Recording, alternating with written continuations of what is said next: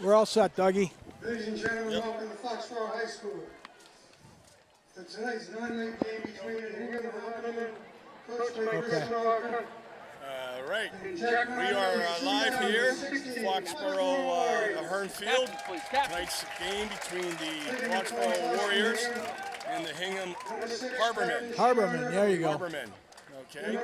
And as Frank said in the pregame, we're going to see a little bit of what North Attleboro looks like with the way Hingham runs their offense. They're wearing red and white, so that certainly helps us think about North Attleboro. And Foxborough coming out tonight with a new look as well with the blue helmets. Yeah, since I was in high school. That's new. That's new. So right now the captains are going out for the coin toss. Give a quick rundown who our captains are. Number 3 is Marky Craig.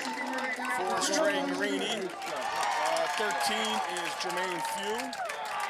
54 is Patty Farmer. 24, I believe, is out there is Johnny Whitehouse. You guys, I'm Mr. Long to be referee. Davido is going to be the umpire. The clock is official. First game of the season, we understand.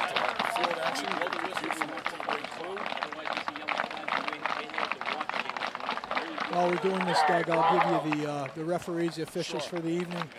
Referee Billy Lawrence, great baseball coach down in Middleborough. The umpire is Daryl Davido. Linesman Rob Silva. Line judge is Brent Kelly. The back judge is Tim Kitterick, and the clock is Dave Sinelli. White, you're over here, please. Yeah. Hingham has won the toss. Hingham wins the toss. Will receive. Hingham there is going to be receiving the kickoff. And Foxborough will be defending the TP side of the field while the concession stand. Well, like you were talking about earlier, Doug, this is a team that's balanced with the run and the throw.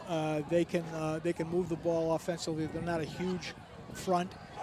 Defensively, they're very quick. They're similar to us in that respect, but they're not deep. Right. And so I think in the end of this game, I think we might have the opportunity to wear them out a little bit, but we'll see what happens. I've been wrong before. Yeah. Well, absent tonight is the high school band, which is very unusual because that would explain a lot of empty seats as they usually fill quite a few of these bleachers. So we're going to have the national anthem. And Carly Rayberg, high school student, is going to sing the national anthem.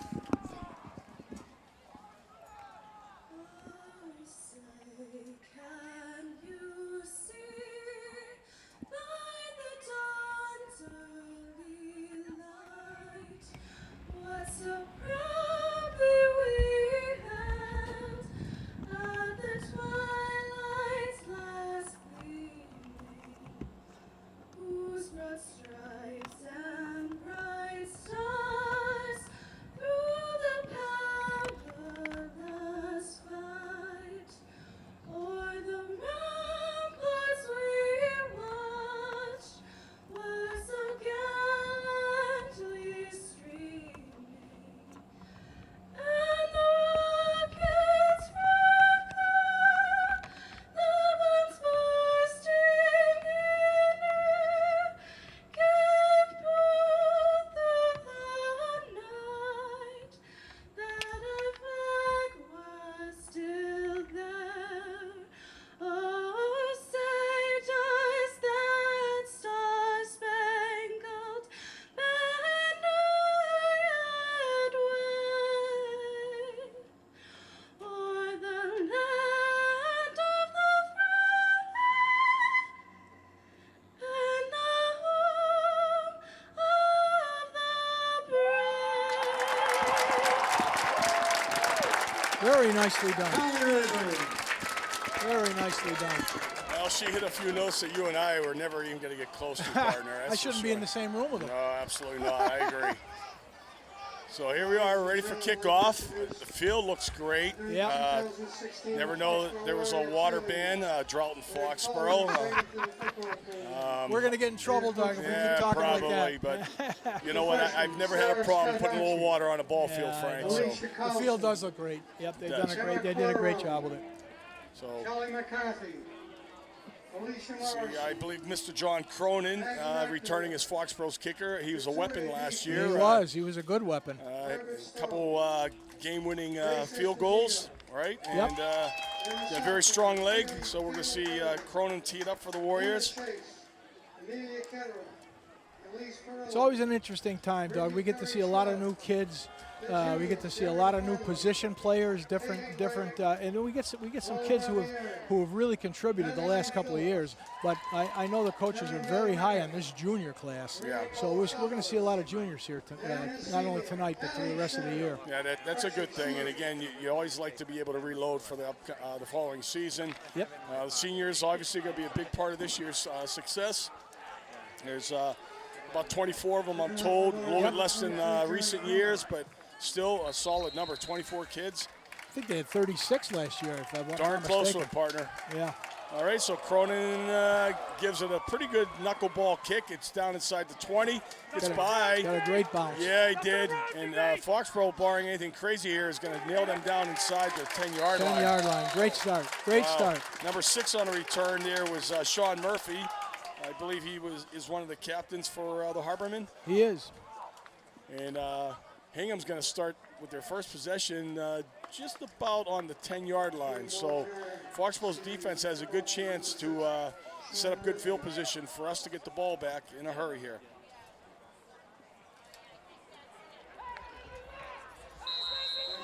They come right out of the no huddle. Yeah, single back, and we get the motion. There's the wing moves. That's a great stop right Yeah, there. it is. Great stop.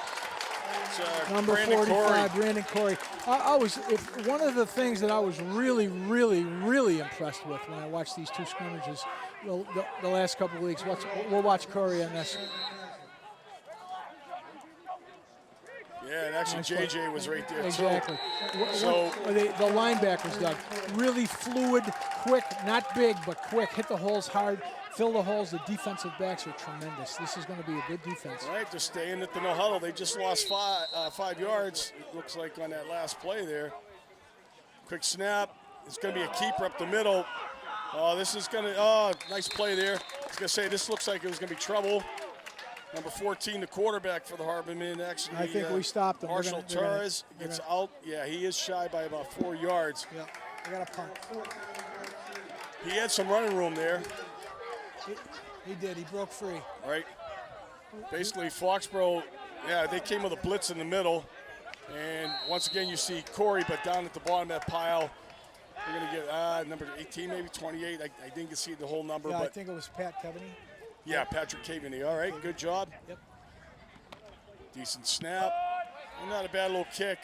This is going to be Guarini. Yep. Oh, good first hit right there. Boy, he's inside the 35-yard line. Right. Duray gave him a good initial block, allowed him to get to the outside, Trey Guarini that is, and takes it back for about 10, 15 yards. And the Warriors do have great field position as they start up at the 37, they mark it at, of Hingham. We'll get our first look at this year's offense. Mark Clegg will see almost all the snaps this year, whereas last year he was splitting duty. We had the two-headed dragon. Yep. Warriors come out with trips to the near side, the sideline. Single back in the shotgun. And straight ahead on that carry is Anthony Capichetti. He picks up a couple. We're going to see Capichetti a lot. He was really a non-factor last year playing varsity as a sophomore. Played certainly a lot of JVs, but I'll tell you that I've seen that young man progress even from week to week in the scrimmages that I saw, and he hits the hole pretty well. So I'm excited to see him. Now that's great news here. We have a 2nd down and 8, ball on the 35-yard line of Hingham. Just under 9 minutes remaining in the first quarter. And again, we're going to see a pass this time. It looked like it went right through Few's hands. Yeah, I don't think Few was expecting that one that quickly. Well, we had trips to the right, and that's a play they used a lot last year. That look quick to the right, throw to the left, and a slant. And I think we should have had that one, but it's early. Matt Mullally checks in. We're going to see Johnny Whitehouse checking out. Foxborough in a 3rd and long situation, traditionally a passing down. Well, maybe good potential for a screen pass here, Frank. Yep, we could screen. I like Guarini on the outside here. They're tripped short side or long side. And they're tight, and we're They're going to gonna get a run the straight ball. handoff here. And that's Kappa City. Yeah, and the ball's on the And ground. the ball's loose. Well, that's too bad. Hingham's looking like they got it, and they do. They do. Yep. There's Number one 52 on the recovery for Hingham. That is Chris Ryan. So Foxborough wastes a first great opportunity here. One opportunity lost. We can't waste too many of these. So the Harbormen will now have their second possession. Ball is resting approximately the 34-yard line, their own 34. And do we have a timeout? Not sure what's quite going on. There's only the Warriors on the field. Well, they're running with the no huddles. All right, we're going to take another look at this. Just a good strip. Yeah. Well tackled. Motion, we got too many guys moving here. That's the problem with the double wing, as you know, Doug. There's so many different parts to it. Always movement on every play, and there's always a backside trap, et cetera, et cetera. I mean, you're always looking for something different coming off of that double wing. And it looks like we got a timeout now. And again, one of our pet peeves is the amount of timeouts that they allow high school football. Yep. Each team gets 5 per half. So you're looking at 20 potential timeouts in a football game. And many times over the last 12 years, Doug, we've seen them use all of them. That's for sure. So, I'm not sure if I understand you and I will talk about this all year long, but the theory is high school football is basically a running game, so we're going to try to give the opportunity to stop the clock. That's for sure. So we have a, actually, it should be a 1st and 15 there. Now we got a hold too. A little toss out to number 80. That's the big guy. That is Rob. That's our guy, number 80, Ryan Finney. I'm Ryan. just curious though. I thought we had a penalty on the previous play, but they still had 1st and 10. So Yeah, maybe they called a timeout before something happened there. Really strange because I did think there's a penalty. Well, let's take a peek. On this one here though, we're just gonna a little bootleg action. Oh, that's a hold right there. Yeah, That's big what he's time. looking at. Held on number 18. Number 18 for Foxborough is Pat Kevaney. How am I pronouncing Yeah, that right? Kevaney, yeah, I Kevaney. believe it's right. Yeah, he was held on that play. Good sized kid. He's got some speed, lacrosse player. Very aggressive on the D. Yeah, we got him listed at 6'1", 185. He actually looks a little bigger than that, a little taller, but So they lose 10 on the play, Yep. and it's still going to remain 1st down. 1st and 20. Ball is now back inside the 25-yard line at the 24 of Hingham. And we're going to see a sweep here. that's a jet sweep. Yeah, it is, and executed very well as number 5. He got back 15, Doug. Sorry, He sure Doug. did, Mike Cannon. Yeah. Junior ball carrier for Hingham. He had a wall of guys out in front of him. Here we go again, no huddle.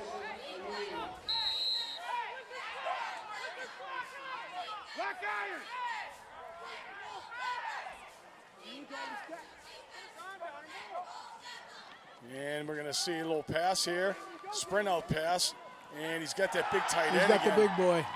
This kid is 6'6", 225. He's a big target. Big target. Yeah, and that's about a 20-yard gain. The Warriors actually, even though their defensive backs are pretty active and very athletic, they don't have somebody that can cover somebody that tall. Right. The high pass is going to be a problem all night. 1st and 10 now. Quick snap. And we're going to see some pressure, but he's going deep.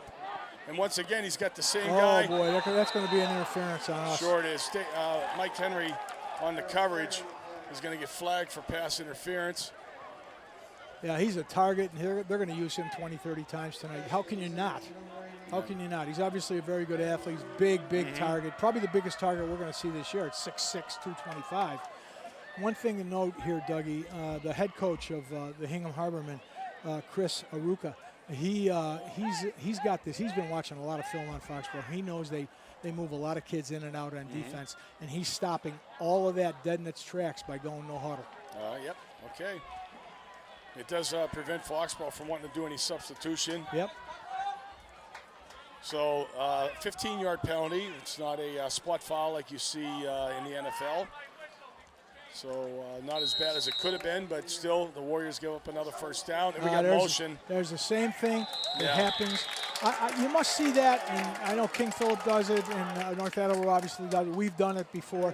When you got a double wing, if one of those wings doesn't know what's going on, you got big trouble because they're going to go right into each other, and that almost happened on that play. Yeah, and what you often see is depending on how the play's called, if the players don't hear it right in the huddle, they think they're the motion guy because there's motion on every play in the double wing. Exactly. So one guy goes in motion, the other guy thinks it's his turn, and then you got 2 guys moving. That's illegal exactly procedure. right. So it moves it back 5 yards.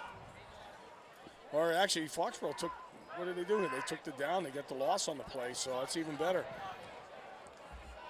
So it's 2nd and 16, just coming up on 7 minutes left.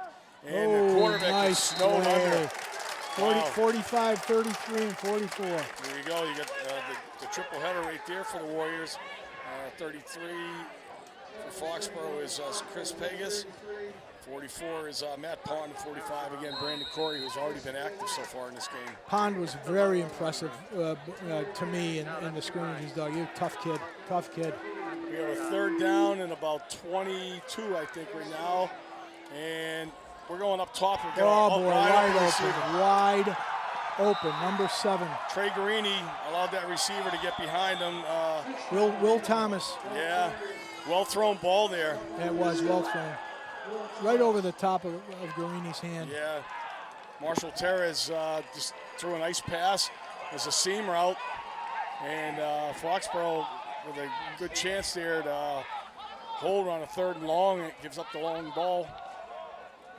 And Hingham strikes quickly. And now we'll try the point after. You know, it's funny, but in my opinion, that seam route down the middle is one of the toughest to defend against. Everybody's looking outside, and you got the backs coming up the middle, you got the tight end coming up the middle, and you don't. A lot of times, a zone defense doesn't know because they're trying to cover an area. That's right. They don't know who's going to cover that guy. That's right. And safety over the top should be there, but then again, to your point, if you got more than one receiver in the pattern, somebody's got to pick up somebody else. Yeah, well-designed play. So they're going for the 2, and we're going to have a little bootleg action again. You're going to run it in. Yeah, and he's going to get in. Terrace And is he got in. yeah. That's a 2-point conversion right there. They're up 8-0. Yeah, that puts pressure on Foxborough in the sense that, we rely on Cronin's kicking. Yeah. So if we score and you want to use John Cronin, obviously, you're still going to be trailing here. Yeah. You know what I'm thinking here, Dougie? We're going to see a lot of Marky Clegg on this possession right here. I think we're going to throw the football. I mean, we can run the football. I think we know that, but I think we can throw on these guys too. Right. Well, I think Brian Martinelli is going to make minor adjustment there. Oh yeah. He's going to have to. Again, to your point earlier, when they run no huddle, he's. It stops a lot of substitution. It stops Brian from wanting to make those. Important key substitutions when, in fact, you get a down and distance situation. That's exactly right. So back for Foxborough, we see number 1, and that is Phil DeRay, and 25, J.J. Amumu. I'll call him J.J. I coached a kid for a couple years at Pop Warner.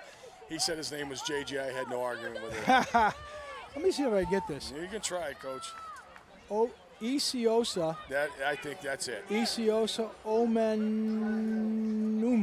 All right. Pretty close. JJ. So there's your deep backs.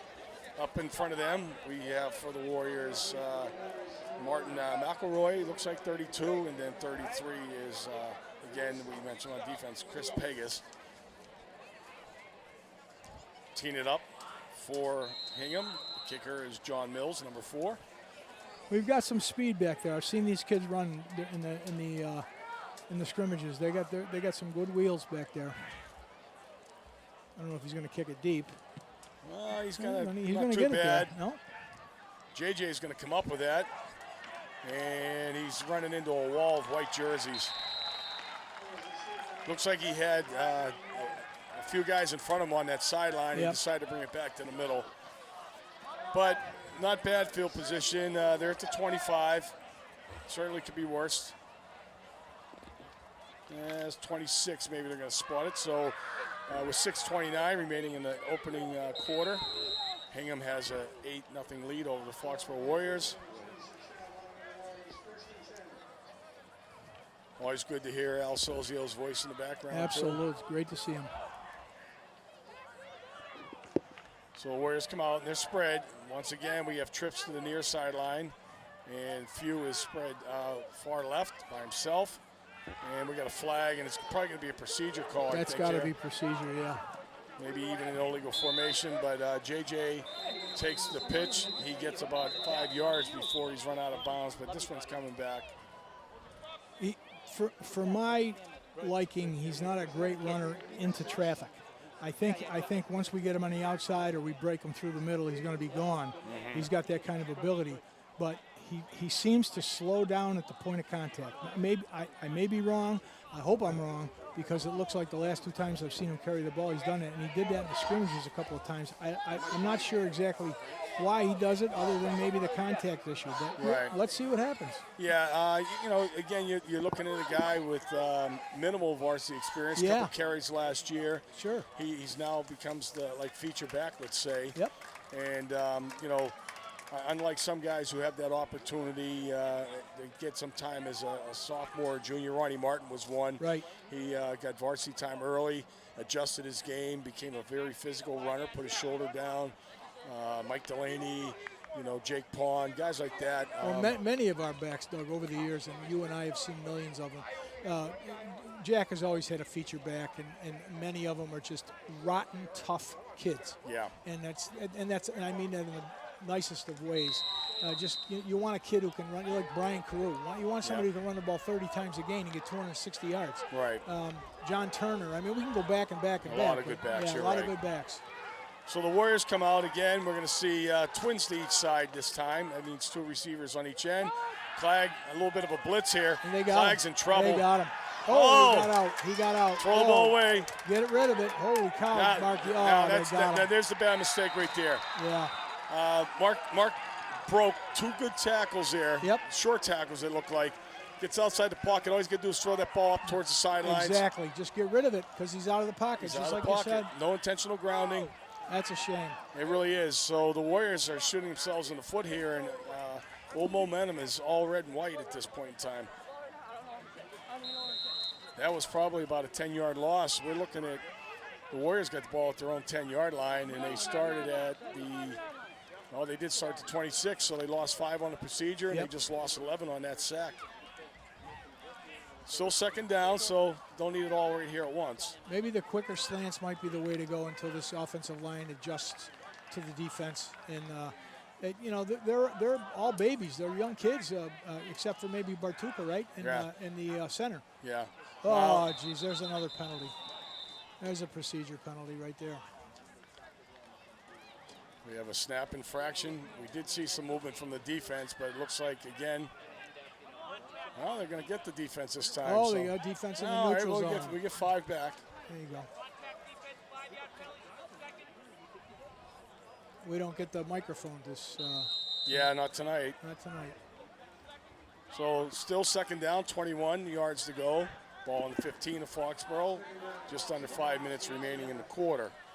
Just think how good we'd be if we didn't have the microphone. People would love that, that's for sure. And again, we're going to see JJ goes off tackle, but there's not a lot of room there. No. 73 on the tackle for Hingham. There is Coleman Sandler, another senior. Big boy, 6'3", 234. 234, yeah.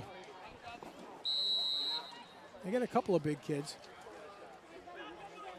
Yeah, kids today in general just so darn big. So a long third down situation for Foxborough. Got to be a little careful here. Certainly don't need a turnover deep in their own territory. No. I'd sprint him out. I don't think I'd let him drop back in the pocket. There's just too dead. They've got to be moving. The linebackers got to be coming. You got to be coming with this kind of distance. We get trips to this side. Mullally, who's normally a back, is in the There slot. comes one of them. And And again, he's the one that's going to get him up. You got him out, flushed him. Wow. Again, he's got to know what to do. Yeah, he's in trouble. 53 was blitzing from the right. Aiden O'Loughlin, he was blitzing, coming hard, and he flushed Mark out. Yeah. Again, it looked like a little indecision on Mark's part. Yeah. He may have been able to pick up 2 or 3 yards with that. I mean, there was not going to be a big run for a first down. Right. But he still, again, he had the chance to dump that ball off, Yep. throw it up towards the line of scrimmage, out of bounds, no penalty. Instead, Well defended. Well Yeah. defended. very impressive with Hingham right there. So back to punt is Trey Garini. You better be careful here. Decent snap. And a low line drive kick. And it's missed there. Oh, he's got to take it down. Well, I tell you, we got a break We there. got a huge break. A huge break. Will Thomas was the deep back, and he couldn't field that cleanly. And when he finally got his hands on it, he dropped O'Neill to do it. So he's down. Right at the 41. He's had no return at all. Yeah. So that you 42. factor that was about a 50-yard kick. Yeah. You know, Line because drive, but it worked out well. It worked out really well. So we avoid somewhat of a field position loss here with a good punt by Garini. Now the defense really has to bounce back here.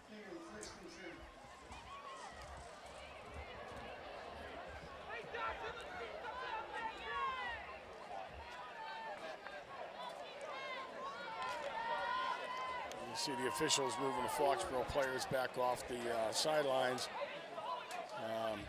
Tough thing to do, keep the boys back. Even tougher keeping the coaches off the field. Oh my God. They're the biggest offenders. For years. Here they come. Right, Here Foxborough come coming with a blitz, and there's that dump over the middle to the tight end. Just a pickup of Yep. 2. Devin Hassett, number 12, was the first one there to make contact.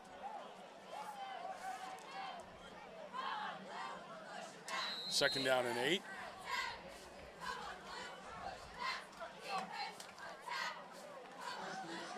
And again, we got another pass play.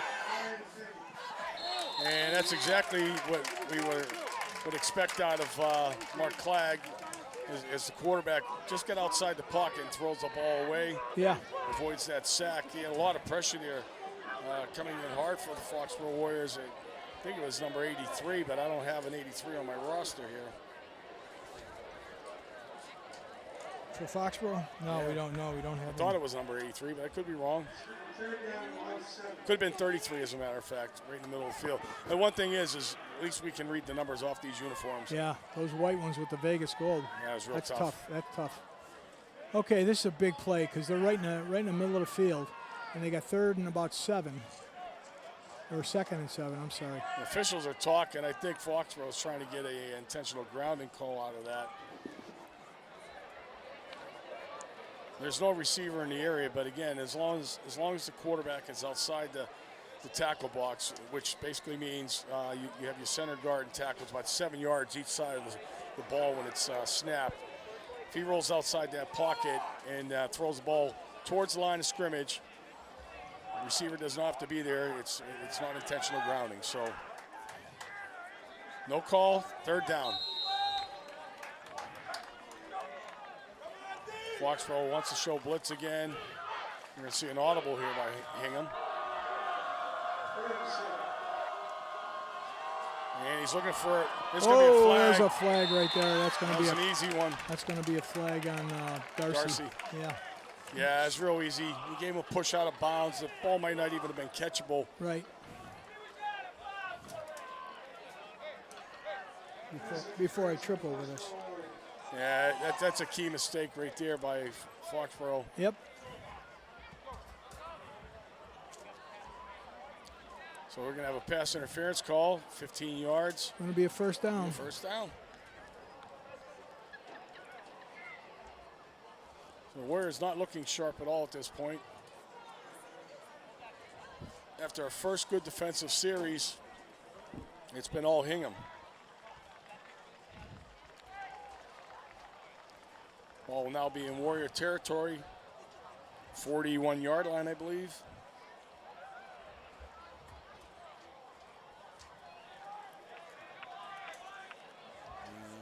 Actually on the 40. First and 10. 2:24 left on the clock.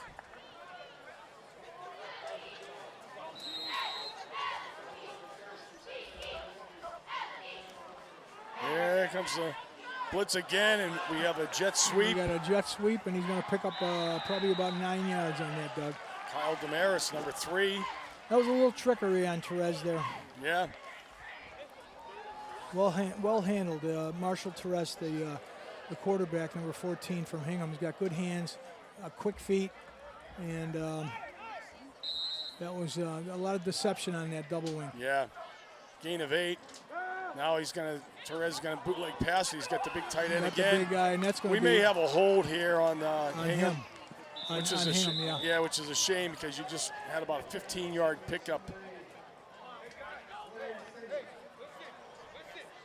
Boy, nice to have a target like that, huh? Oh, that's a big boy right there. You said it earlier. He's 6'6", 225, and he's an athlete. He's the captain, and it's against Hingham. Well, Foxborough has few. He's not 6'6", he's about 6'3". Right. And he's definitely got some leaping ability. He's got good hands. Made a great catch on Thanksgiving. Yeah. So, a good target for Clegg if he has time to find him. But this young man right here for Hingham, Yeah. he's hard to cover. Yep, he is. He's a good athlete. You hit the nail on the head with Marky Clegg. He's got to get time, and right now he hasn't had a lot of time to roll out. All right, so on the penalty, it moves it back outside the original 10 yards. It's going to be a 2nd and 13.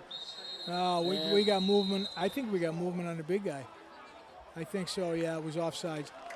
Yep, it's on him. He's hitting his chest. He knows it's him. Well, now Hingham decides that they want to start shooting themselves in the foot, so We don't want this to get sloppy quickly because it's sloppy already. 2 minutes and 5 seconds remaining in the first period. Hingham is up 7-zip. This game is on radio, Doug. yeah, it is, Yeah. actually. And check that score. It is 8. They did go Or for 8-0. You're right. I Yep. apologize. So here we go again. Therese in the pass. He's got a middle screen set Oh, up and it's beautifully. wide open. Yeah. Wide open. Yep. And this is Wow. going to go. This is going to go. This might go all the way. It's going all the way. Yep, we got a touchdown A here. touchdown. A really well-designed, well-executed middle screen. Not to mention some poor tackling by the Warrior secondary. Some very good moves by the back. Sean Murphy. Yeah, Sean Murphy. Obviously, we're going to see this again because this was well designed. Well designed. Take a look at the forward wall from Hingham when we get this set up, Yeah, Mike. a great call on Hingham's part because Foxborough's been doing a lot of blitzing here. So Exactly. in a 2nd and long situation, you sit there and say, what do we got to lose? We'll take Yep. advantage of their aggressiveness. This Hingham team's a well-coached team. So far, I would agree. Well coached. They've figured out a lot of things that our defense has been doing, and their offense has been doing it right. So once again, it looks like they're going to go for the 2-point conversion. And we got a dive right And there. we're going to Yep. walk in. Wow, easily. Number 6. And his Same name guys. He is scored a Sean touchdown. Murphy, yeah. Same kid who scored the touchdown scores the 2-point conversion. All right, okay, let's take a peek in the screen. Look at the wall of red. Yeah, there's a missed tackle. There's a missed tackle. There's another missed tackle. Another There's one. 4. Wow. Yep. And, yeah, Whitehouse gets here a little bit too late. But, yeah, 4 missed tackles. Great wall of linemen in front of them, though. Very well executed. In fact, I'll be honest with you, Frank. This week in practice, I've been working a lot with the screens with my team. And, it's one thing. It's tough when you scrimmage against yourself because now your defense knows what you're going to do. So you got to tell them, pretend we're not running a screen and come hard. Right. And so that the guys get a feel how they're going to block and everything else. But when it works, it looks beautiful. Oh, absolutely, without question. And there was a perfect example right there. So You've sucked the defense right in. the Warriors down 16-0, 1:47 left in the first quarter. And the place is very quiet. And as we were talking earlier, this is kind of a sparse crowd for the first game of the season on an 85-degree night. Yeah. Well, we got our work cut out for us. Let's see what we can do. another short kick that JJ will pick up. And this time he's going to take it back to the outside, and a little better return out beyond the 30 to about the 32, 33-yard line almost. So the Warriors, now with their third possession of the first quarter, need to get something moving here. Yeah, we got to score on this drive, Doug. I'm thinking. Because if they get to put another score on the board and they go for two, that's almost like having 4 touchdowns. Sure against is. you. I'm seeing a lot of the same guys on defense for Hingham that are the guy who just scored a touchdown. Murphy's out there, number 7's out there. Yep.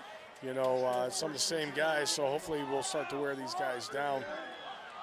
There's DeRay in motion, and we're going to get a little bubble screen, and basically he's going nowhere. Wow, well defended. That's quickness. Number 52, what's his Chris name? Ryan. Chris Ryan. And I believe number 8 might have been in there real quick too. Yep. I'm telling you, it's like that's almost a lateral pass. So there's 7. 7's the first guy, and 52. I think 8 jumps on at the end, but number 7 also. Will Thomas. Wow, he was not fooled at all. So the Warriors lose 5 on that one. It almost looks like they know what they're doing, huh? Or they know what we're doing. They're in our huddle. So the Warriors come out, twins each side. We're going to see motion. Darcy, oh boy. We're bobbling the snap. That's not good. No. Capichetti never got a clean handoff. Just an absolute broken play. Foxborough's line is being destroyed at this point in time. And we're going to see it. We're going to see another big loss. So let's take a peek. Just push back. Yeah, I mean, you can see the penetration, but even with the handoff, he was coming from left to right. So Clegg is basically turning to his left with a guy crossing in front of him. And if that timing's not there, and that's exactly what I saw, is now you get the ball with handoff. Capichetti had to focus on getting the ball. He couldn't worry about finding a hole. Sure. And there wasn't none there anyhow.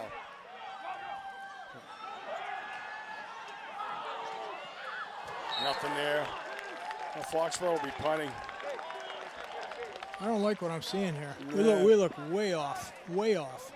Certainly not as sharp as we looked last week when we were over in Attleboro. Yeah.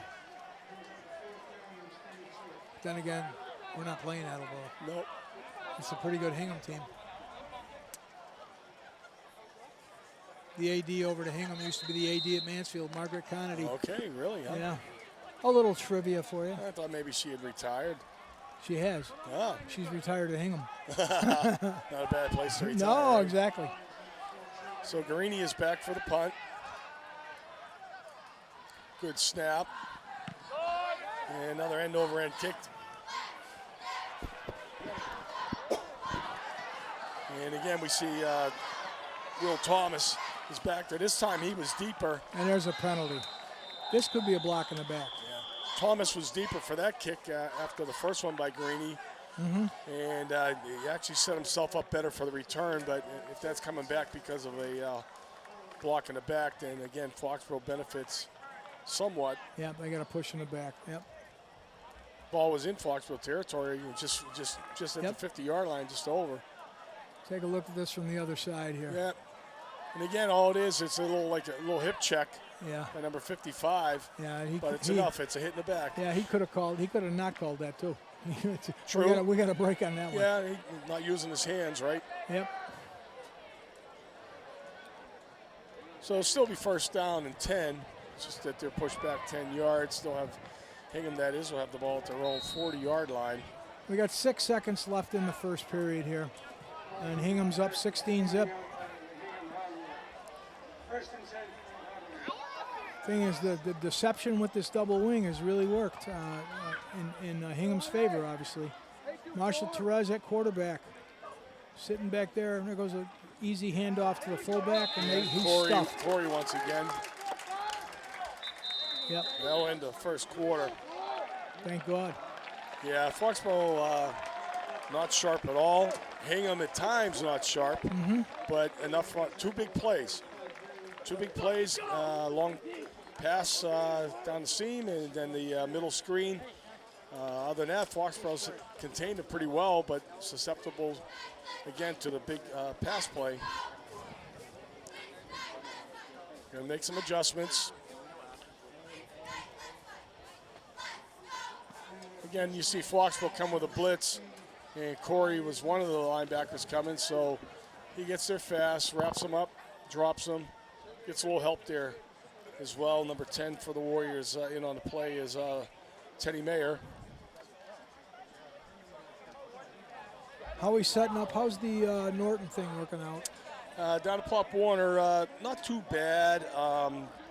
For those of you that are interested in Pop Warner football, Norton has 2 programs now. They have Pop Warner and they have this American Youth Football, which different criteria, but still you're drawn from the same group of kids. And what happened is they're really trying to grow the youth football program over there, and they offered free registration.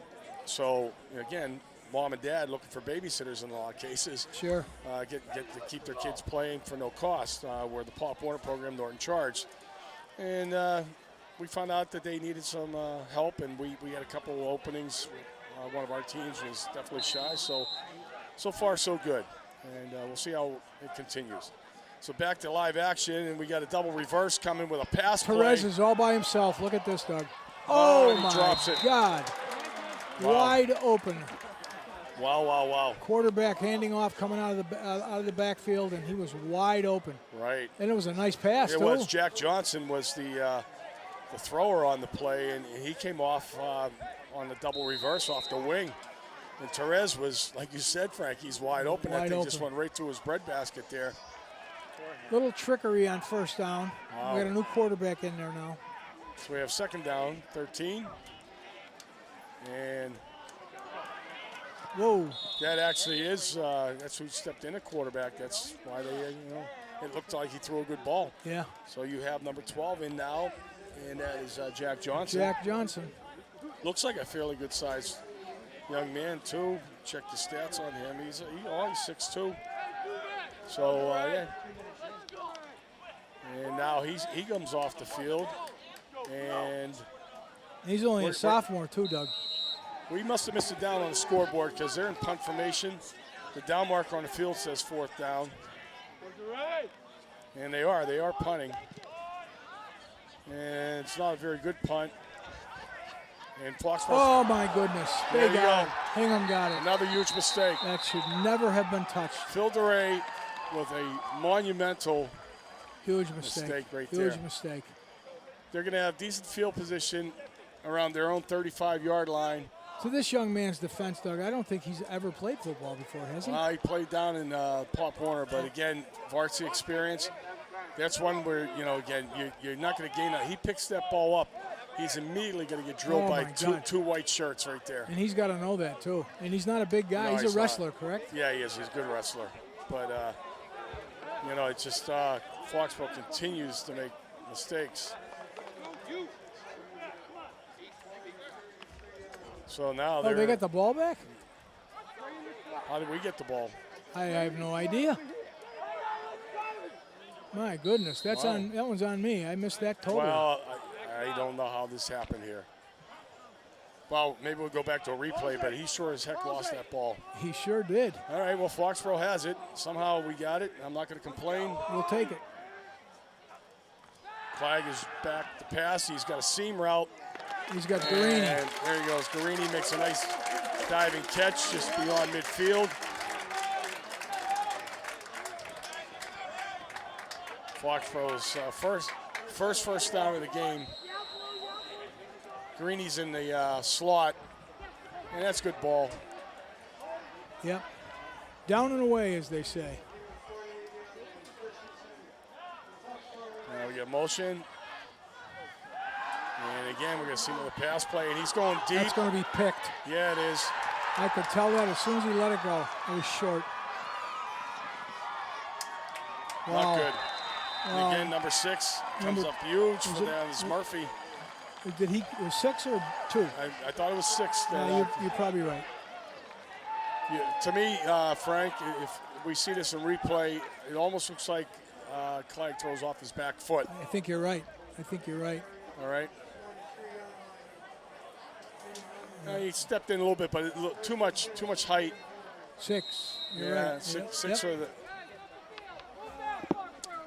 Well, we've dug ourselves another hole. Yeah.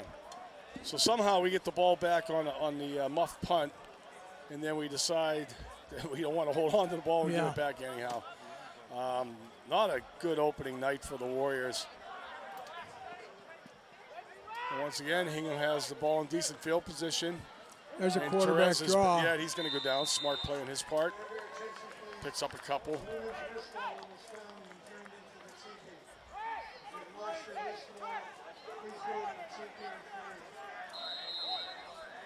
Second down. About 8 to go. Ball at the 45 of Hingham. 9:43 to go in the quarter. Oh, there's Nice play. Pawn. Yeah, that's Jake Pond. Very, very nice play. Yeah. There's something to get excited about right there. Terrific hit. Wow, he's like untouched. I mean, they're going to give him forward progress of some sort. We're not going to get the 10-yard loss out of it, but a nice play by Jake Pond. Matt Pond. Yeah, Matt Pond. my mistake. Yep. Uh-oh. Even the big guy can't get that one there. So once again, Hingham will be forced into a punting situation.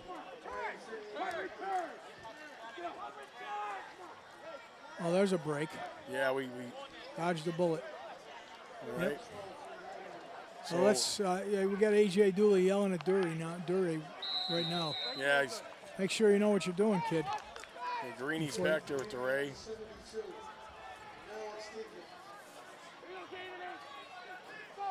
Yeah, 5'6", 135 Whoa, pounds. bad snap. Oh, I don't know how he got it off. Ray is going to take it. Oh, he's got some wheels. Yeah, that'll make up for the last one. There you go. Good boy. Give him a little confidence. Nice run there by Phil DeRay. Got a good hop, found a seam, picked up about 15 yards on that return. Very nice job. Not a big guy, 5'6", 135 pounds. Yeah, I think that's with his equipment on. I said he is not a big kid, but he is fast, and that helps. So Foxborough, actually, they broke the huddle with 12 guys. JJ just came right off the field from the huddle. Flag sprinting out. He's got an open receiver there. And that is Darcy. Well, let's get something going here. That's what Mark Clegg does well. He rolls out. He's got a quick release. Not a big kid, but a nice arm on him.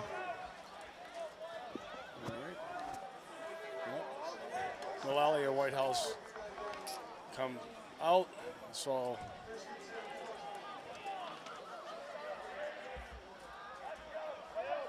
a couple subs are in the game now. Different look. We got Few by himself over here, and we're going to run the ball. And this is Mike Henry. He's one of the guys who just checked in. Gain of about 2. Mike Henry, a tough kid, lanky. Again, soaking wet. I'm gonna check his weight here. It says he's 165. If Mike Henry's 165, I'm 185. I'm telling you, that kid is He not. lost some weight there. Yeah, huh? I mean, look, he is a tough kid. Yeah. And that's a hard run. He doesn't have a lot of block in there. But Mike Henry is not a very solid, thick kid. He's a string bean. And we're gonna see Clegg once again. He got an open receiver and it's dropped. He dropped it. He dropped it. Greeny dropped Yeah, it. he was looking to run before he caught the ball. Yeah, it was right on A the little ground. short, a Yeah. little short of the pass too. Clegg forced that one out because he's under pressure.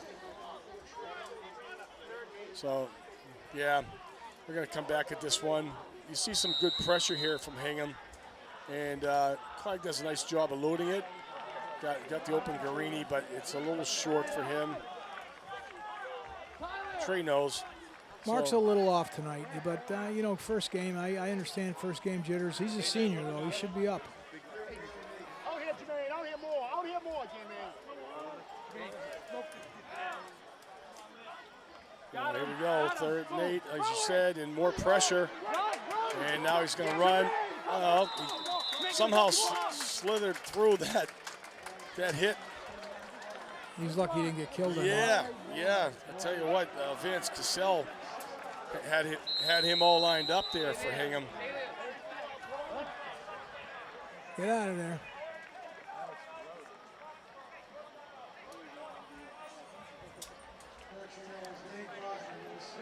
So Foxborough with a 4th and about 3. They're about 27-yard line.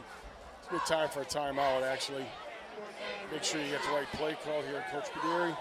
Yeah, they're calling a timeout. There's 6:52 left in the half. Hingham's up 16 nothing, and there's a 4th and 3. This is a big call in this game right here.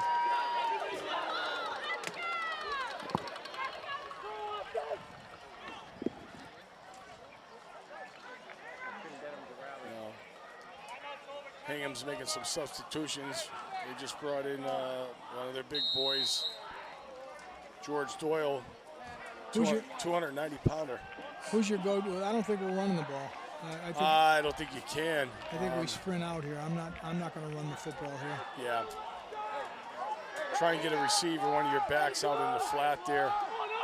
Few actually has a little height advantage on this corner. Yeah. You got movement by There's a Foxborough. first down, no matter what he does here. Oh, look at this. Darcy, it's a leap. A leap of faith. Now, what I see here is I see the encroachment, but then I see Foxborough has a lineman that pulls out before the snap. If we see the replay, this is where I thought maybe the whistle was going to blow. Mm-hmm. Not quite sure, but they allowed the play to continue. Take a peek. All right, it was the center, actually. Okay, so that's what it was. Patty Farmer does a nice job. He sees the movement. He snaps the ball. Yep. He's the first guy to move. Just the way he's set up, I thought it was a guard. Yeah. So a nice job on the count. Foxborough's going to get a first down either way. And a good completion to Darcy, who picks up extra yards by doing a little bit of A little jump. Edwin Moses action there, hurdling over a defender. So 6:55, again, this game seems to have gone on forever so far. Happens when there's a lot of passing, actually. But, all right, we're going to the leap. There he goes. Yeah, He did. You already picked up about 2-3 yards. He did. He did. He avoided a good hit. Right over the head of Kyle Damaris. Geez, the field looks good, huh, Doug? Yeah, I really impressed with it. And we're all complaining about our grass at home. Yeah.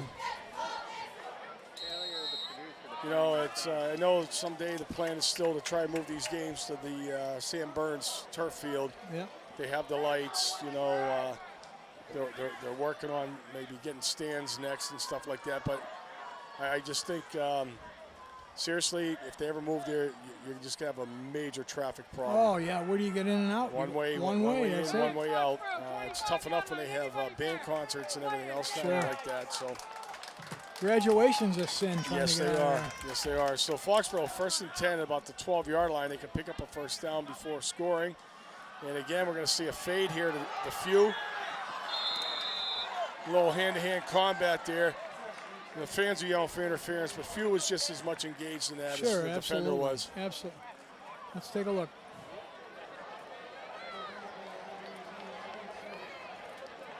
That's good defense. Yeah. He's looking back at the ball. That's right. Yeah. That's right. It's a good call. 6 minutes and 50 seconds left in the half. We've got to score here, Doug. I think on a play like that, he needs to go more outside corner. You know, if Jermaine has to turn around and look back towards the ball, that gives that defender a chance to get in position, right? If he puts it on his outside shoulder. That's what they do. That's what they try to do. That's what they try to do. That's right. So 2nd and 10. Flag again. Here's the screen. And this is the JJ. He had the wall set up, but he ran outside his blockers. He does pick up about 4 or 5. 4 or 5. Yep. Yeah, he's down to about the 5-yard. We have a player down for Hingham. Hopefully nothing serious.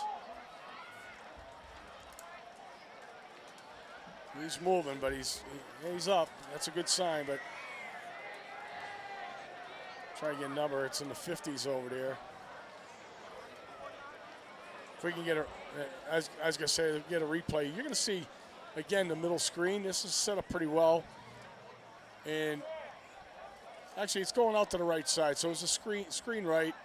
And 52 took the hit. He got there. He actually helped slow that thing up. I think he got hit by his own guy. I think you're right, Frank. He was the first guy to penetrate that over there, but then he took a shot on top of it. So it looks like a 7-yard gain, actually. It's 3rd down and 3. And last in position. Oh, no, it's our guy, Darcy. Darcy. Wow. Clean hit, lit him up. He jumps, he hits, he does everything. He came to play. Low snap, we got a flag. And we got a touchdown, baby. Marini made the catch. We're gonna have to, I don't know if this is coming back or not.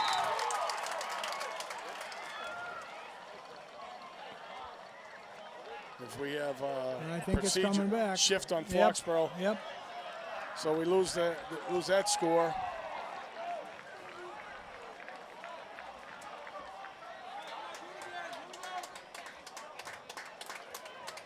Two guys in the same area, though. Yeah, you have 2 receivers fighting for the ball. Greeny comes up with it. They shouldn't be. No. So somebody's right and somebody's wrong there.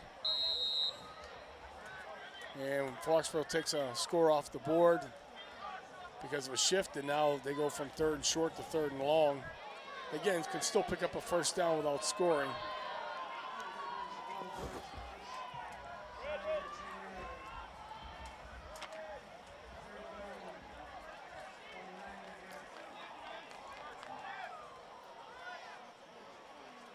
So you see Mullally in the backfield. And again, the snap. Here comes a heavy rush. And that's face guard. Did he catch He's that? got the touchdown this time. Touchdown, yep.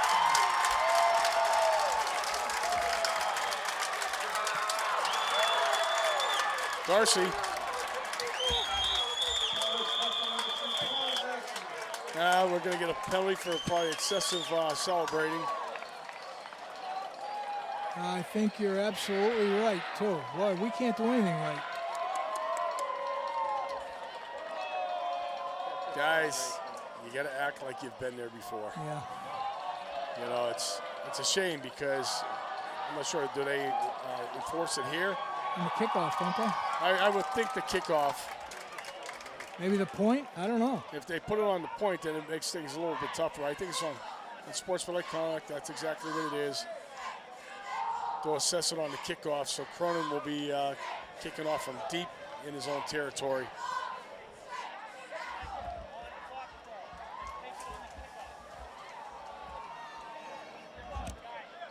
We got 6 anyhow, and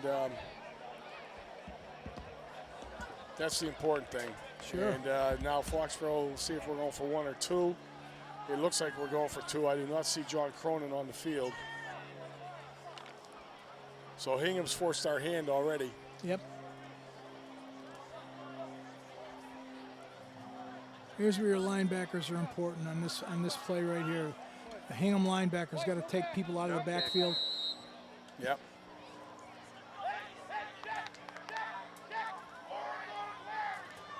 It's a good look right inside here, this view with the camera. Mark might even run a draw here. You never know.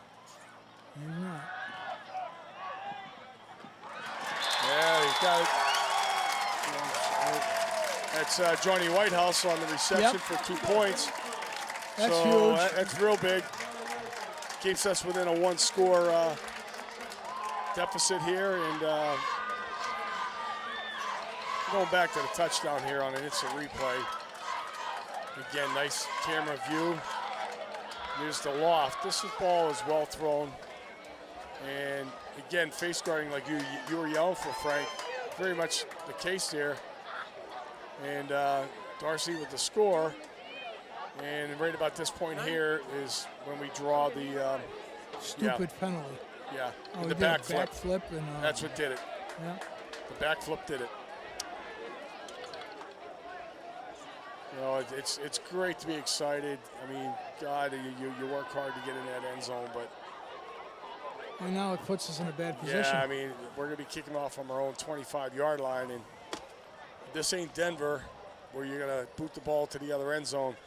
You're going to see Hingham's backs are all up. Their deep guys are now at their 25-yard line. And we're going to see the extra point now. And again, better protection and a well-thrown ball. Johnny Whitehouse, good hands right there. Big 2 points. And we're going to see the squib kick. And right down the field. Wow. A nice return. Nice return. They're in our territory. Yeah, that's number 6 again. He's killing us. Sean Murphy, he's killing us. Well, there's certainly enough time, 5:44 left in the first half, for us to shut them down and score again. So hopefully the defense can rise to the occasion. Yeah, we definitely need a stand here. And if I'm Hingham, I'm going to try to run the ball a little bit, at least on first and second down, see what we can get out of this. Kill the clock a little bit. Foxborough's bringing a lot of pressure almost on every play because Hingham's pass the last 2 series, they've gone pass heavy.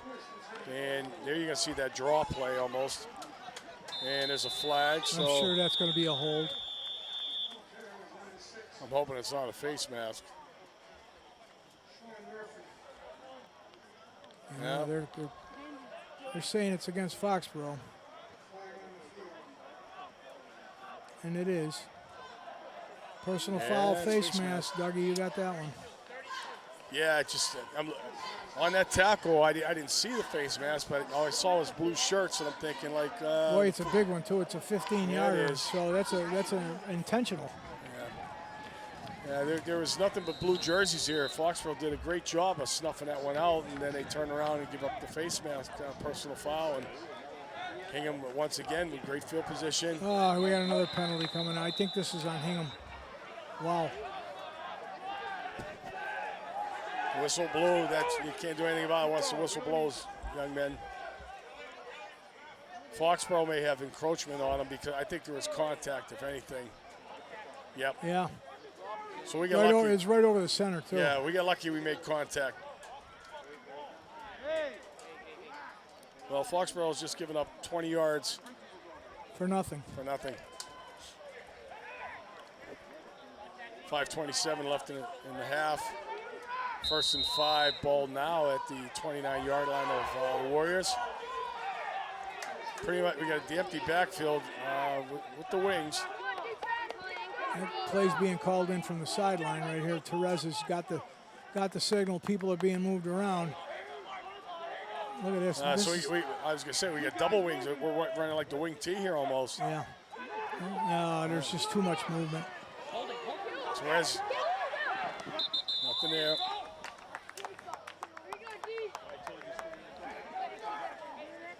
Let's see what this one is. 3 straight plays with penalties. Very sloppy. Shift against Hingham. So Foxborough will get 5 back.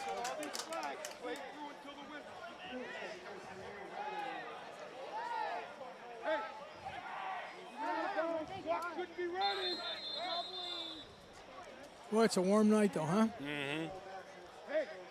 I started off, I was leaving the house, I had jeans on, and I said, nah. People will look at me like I'm nuts. They do anyhow. Well, it was 93 degrees today on Yeah. September 9th. It's a warm early fall day. Double move, JJ! They're resetting the clock. That they putting a couple seconds back. Yeah, 4:40. Added 10 seconds back on the clock. Well, we got to make a stop here. Somebody's got to Another. come There's up big. 2 guys in motion again. They missed this one. Got to pick off. Oh boy, Mike Henry. penalty all over the place. There's going to be one there too. They're going to call Mike Henry down. But We got a block in the back, Doug.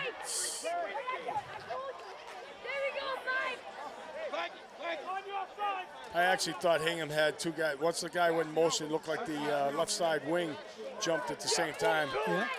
They didn't call it. Foxborough benefits by getting the pick off, but now, due to the penalty on the return, they'll set up deep in their own territory, deeper than they should have been. All right, let's see this. So you got two guys moving before the three was in motion, and this ball is just good pressure there. That ball is just a bad pass, one of the few bad passes he's thrown tonight. Yep. But There's the block. Right. I don't know, boy, did he call that? Yeah, he did. Pegas, number 33 for Foxborough, had great pressure. Mike Henry just got an airplane ride out of that one. Which one, the Mansfield dude? No, the one. There's my point about him not being 165 pounds. You know, because I tell you what, we both know that Ryan Finney is a big boy and he's strong. He's got skills, but he just lifted Michael right off his feet right there. He did. He picked him right up. Warriors, 1st and 10 at their own 9-yard line. 4:28 to go in the half. Spread formation. We're going to see a handoff off tackle. We got a hole. We got a hole. This is Mullally. That's a really good run. That's about a 17-yard run, Doug. That's a real good run by Matt Mullally. Best run of the night for both teams. And we're getting a timeout here by Hingham. Surprising. Well, we needed that one to get out from underneath our own goalpost.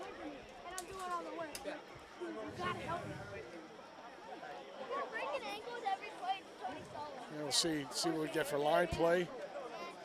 Well, basically straight ahead blocking. Mullally just stays low to the ground. Good vision, breaks a tackle. Yeah, just a nice hard run. Yeah, he broke 3 tackles right there. Yep.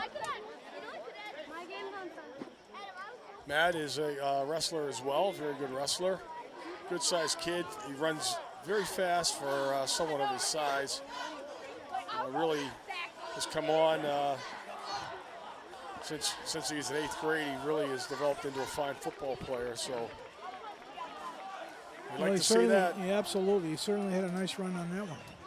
So 1st and 10, Foxborough, ball on their own 36. Clock will start on the snap.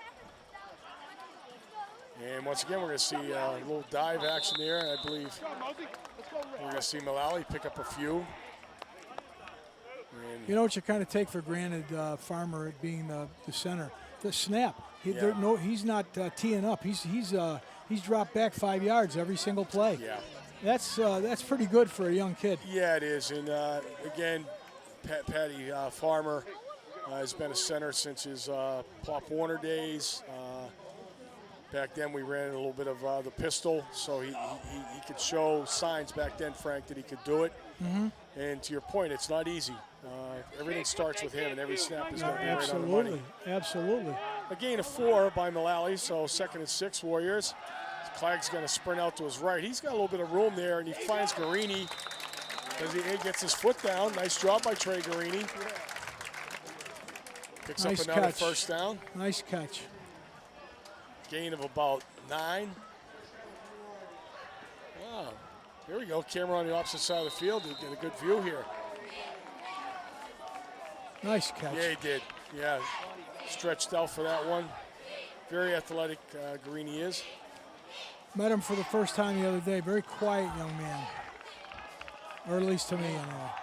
Oh, you do intimidate people. Oh, yeah. First down, Foxborough. Empty backfield. Oh, not another one. No, turn. Oh, that's 15 right there. That is face guarding. Yeah, it is. In the true sense of the penalty, that is. Yeah. That kid had no idea where the football was. Will Thomas, number 7 for the Harbormen. If he turns around, he actually may have a chance at picking. He's got the hand in the face. He's got everything going there. Okay, we got a shot, Doug. Yeah. 2:59. 15 more big yards here, so that goes from the line of scrimmage. It's not a spot foul. So we were at our own 39, so basically that should put it about the 46. Should be the 46 of Hingham.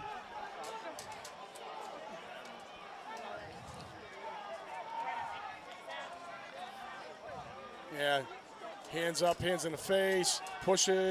Oh, yeah, you got everything going there. Yeah, and Green still almost came up with that catch, too. He was really concentrating. So the Warriors are showing a little bit of life here, thanks to some penalties and some good running. A nice catch.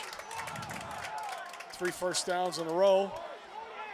And we're at 2:59, so as you said, Frank, we have lots of time. A lot of time here.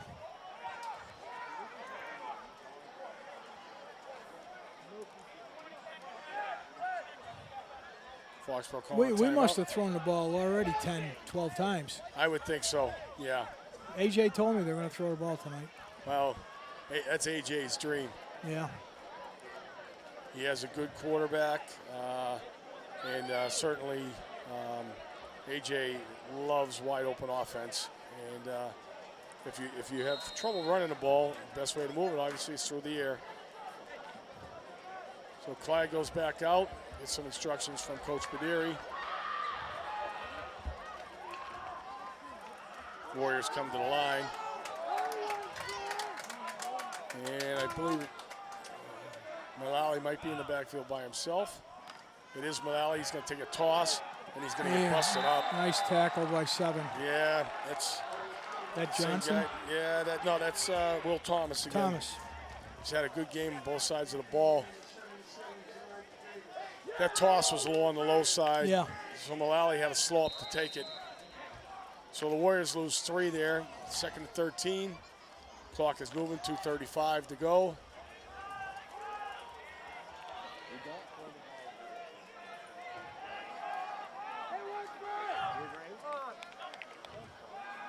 And we're going to see some heavy pressure here. Oh, look at DeRay with the circus catch. There's a caller right there.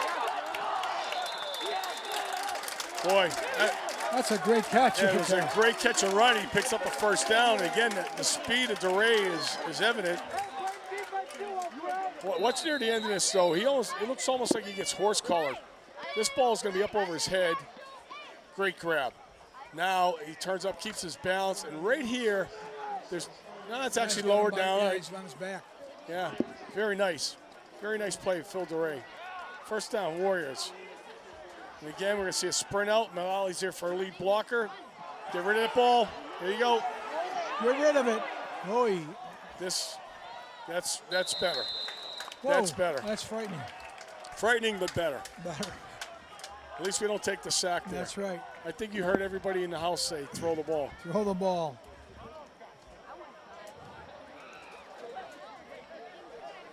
So all cost Foxborough's are down. No loss of yardage. He's going to have a tired arm at the end of this game. Certainly will. 35-yard line, 2nd and 10, 1:43 to go.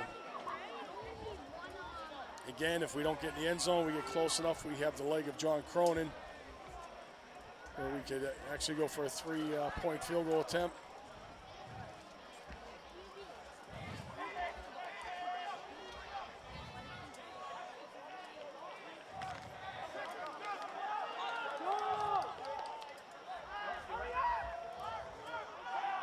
Oh, we got trips on the right.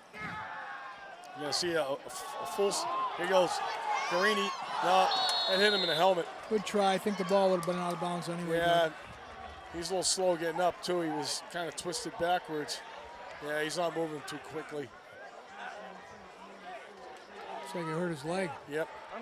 This ball's going to, I think, hit him in the helmet. He's kind of awkward when he landed. Defender came down on top of him. Basically did a down, out, and up route. 3rd and 10. 1:37 left in the half. Foxborough's got the ball on the Hingham 35-yard line. It's 3rd and 10. Here we go. Big, huge play right here, Doug. Again, don't have to get all 10. Get most of it. Set yourself up for 4th down. Here's Few. He sprints. He's got all 10. Yeah. Plus. He Oh, fumbles look. it. Boy, he fumbled the Oh, ball and it boy. went out of bounds. He got lucky there. Woo! Made a nice spin move to get the first down. He broke a tackle there. Now this may move back to where he fumbled the ball because it's under 2 minutes and they can't get the advancement there. Let's see what happens. A nice spin move. Boom. And right about here, he fumbles it.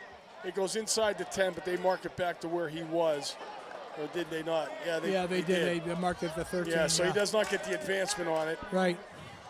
But we get lucky, like you said. Yeah. 1st and 10, ball at the 13. Mullally, the lone back. And we're going fade to the corner. He's wide open. They got a touchdown. Johnny Whitehouse. Good for him. Certainly is. Senior captain.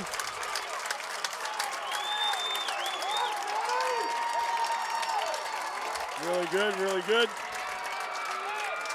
That's a nice ball. That was a nice ball. I think Clagg's getting more comfortable right now. Yeah, I think, well, the more you throw, the more situations you're in, different situations, you're gonna feel more comfortable. Certainly, and he also has got more time now than he did earlier. Yeah. So whether the line's blocking better or Hingham's getting a little tired, any combination of that. Yeah. But if Mark Clegg has time, he becomes certainly more effective. Yeah, he can move out of there too, so he can give himself some more time. Yeah, some people may not realize it, but he is a guard on the basketball team. Yeah. And a very good one at that. Yeah. And certainly he's not your typical pocket passer. Right. Where he's going to set up back there like somebody that's 6'5" or something like that. Sure. But this is a well-thrown ball. And here's Johnny Whitehouse all by his lonesome. Nobody covered him. Yeah. Well-deserved. Nice drive by the Warriors. Really nice drive. Kyle Damaris was the defender, couldn't get back there in time.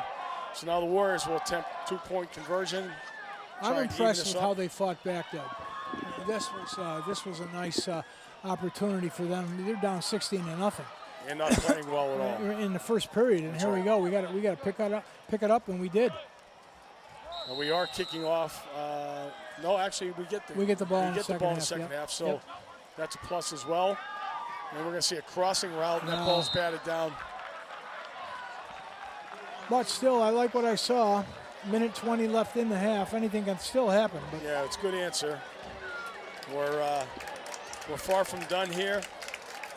We got a whole half of football to go, and we still got a minute and 20 left actually here in the in the half. It's almost past my bedtime. I got to be honest with you. I give a shout out to my wife who may be listening at home. Honey, I'm not out with the guys. I'm here at the football game. Well, he is with the guys, Cheryl. I am with the guys. Yes. But I may be home. But they're all young. Not me, but. All right, so here we go. We're basically we had a little bit of crossing route here. Yeah, number 80 tipped the ball. Yeah, Finney, he's a ball player. Both sides of the ball, he's very active. Okay, we got a football game right now. All we gotta do now is play defense. Hold them for the last minute and 20, and get the ball back to start the half. Cronin, good knuckle ball. This ball's gonna bounce. Yeah, it's here's JJ, first guy down there. And they're gonna pin him at the 1 yard line. Wow. That was I don't know if that ball was gonna go into the end zone, but boy, that might have been a big mistake. The only thing I could think of, maybe partner, was that he got a piece of it with his hand, and then it's a live ball. Yeah, well, it's a live ball either way, but if it goes into the end zone, you're right, then it gets a touchback. But let's take a peek. See. Just a nice hop there for Foxborough. I don't know if that ball would have made it. Nah, he might have died. In the speed of JJ, Amumu there gets down real quick. They put the ball at the 3. I actually think that's a generous spot because there was no forward progress. Well, this is huge right now. Because Yeah. they got to run the ball, and they're going to run the ball in the middle. They're not going to make anything crazy try to happen here. Foxborough has a couple timeouts in their pocket too. Of course. Why not use them? Just hold on to somebody there. He called the time.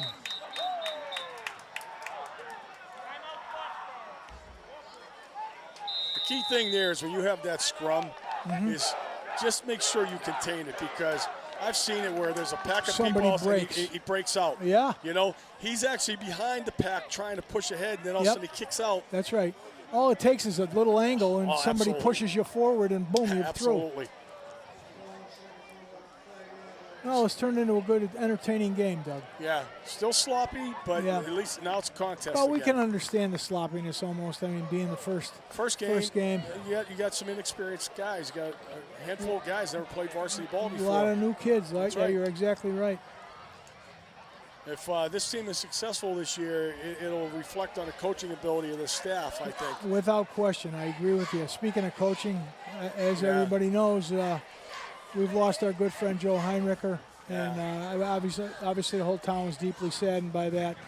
Yeah. And our hearts go out to his family, and we wish him the best. Yeah. I know Sharon and Joe looking forward to a retirement. Yeah, terrible. Just, basically weeks away from finishing up his career as an administrator and teacher. Just an awful thing. So second down, they're going to try going off tackle a little bit, and not a good situation for Foxborough. They give up the first down and then some. But again, a long field still ahead for Hingham. We're at a minute. Clock stops with the ball carrier going out of bounds. You're right about one thing. This has been a long first half. Yeah. Sean Murphy, once again, number 6, who's had a touchdown and an extra point conversion. And now this opens things up a little bit. There's Murphy once again. He loses his footing. Lost his footing there, so that allowed Foxborough to recover fast, but they're back to their no-huddle offense. And now we're going to see the jet sweep, and they got a nice wall of blockers out there. Nice play by 33. Pegas again. Pegas. I hope that's how you say it. Pegas. Not quite sure. We'll find out soon enough. But he made a nice tackle. 6-yard gain, though. I think it's Pegas. So 3rd and 3, and up the middle. And again, this is Murphy. You see Hassett there for the first contact. Henry with the help. They're happy to run out the clock, Doug. 13 seconds. The clock will start as soon as they move the chains. Murphy's down. Maybe a cramp. Hope it's nothing serious, but it could just be a cramp, being a warm night. He's played both sides of the ball, so he's got to be tired. Yeah.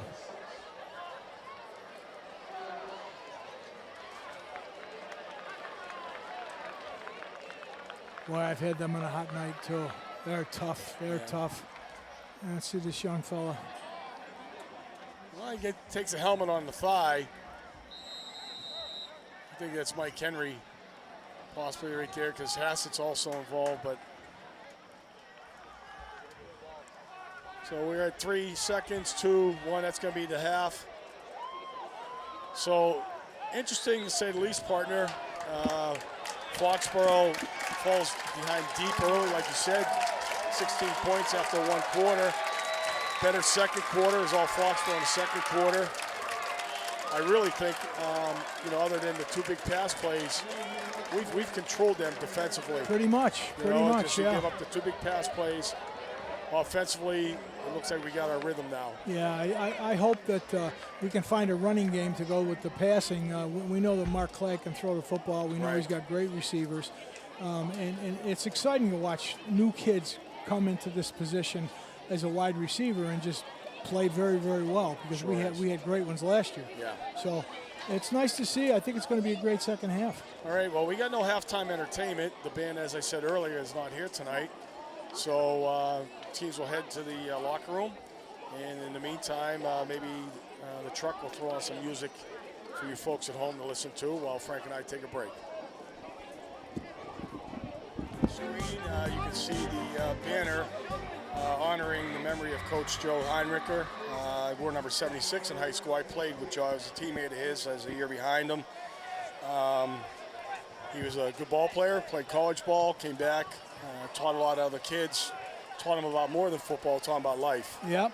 And certainly going to be missed. The Warriors have a little sticker on their helmets this year as well, honoring the memory of Joe. And if anything, that should add as an inspiration, I would think. Well, a lot of people don't even realize, Doug, that not only did he coach football, but he was coaching track too. He did. He coached my daughter in javelin in high school. And Joe was just an all-around guy. He was a kind of a gruff guy in a lot of ways, but he was a good man. Big teddy bear, actually. Absolutely. He had that rough exterior, but he's soft inside. So thinking of you tonight, Joe. We'll be back at halftime in a minute. Hopefully we can get some stats on from the first half. We're taking a guess there's about 20 combined penalties. The over-under is 20 right now. So you know what? Yeah, Frank is sorely missed, and if not, so find a suitable replacement, please. Here we go. There's the kickoff. This ball's aiming out of bounds. No, it's going to stay in on the sideline. Somebody got to pick it up and is move. that DeRay again. Yep. Little jitterbug move. He got stuffed. Yeah, he did. This time he couldn't avoid that hit.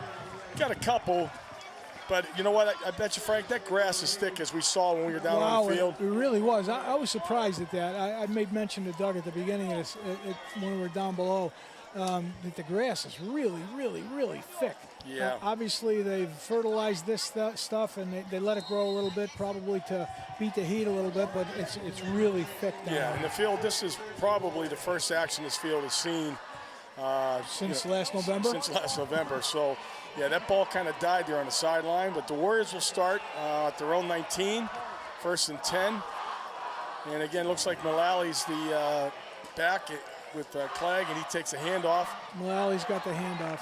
And he's getting nothing. He's surrounded. There's a lot of white jerseys around him right there. What we noticed, Doug and I, in the first half, that Foxborough is having difficulty running the football. We obviously have thrown the football very well. Marky Clegg has had a nice first half, especially in the second quarter. He did throw an interception, but so did they. So, it's a feeling-out process, but I think the teams are going to open it up in the second half. I think Foxborough is still going to win this game by 2 touchdowns. So 2nd and 10, no gain on the play.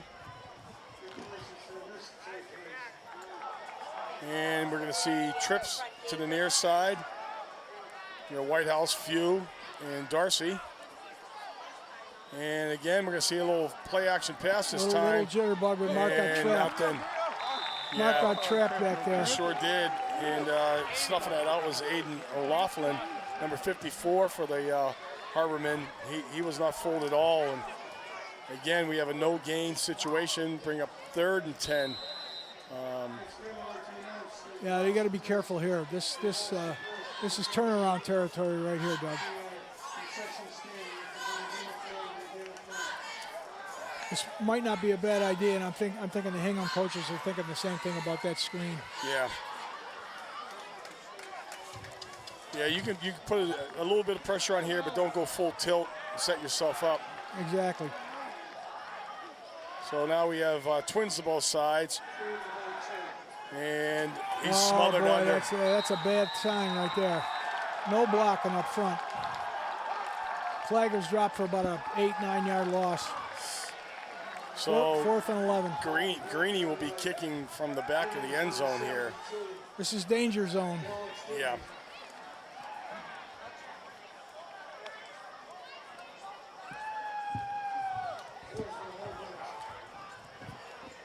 Yeah, it's like 4th and forever right here.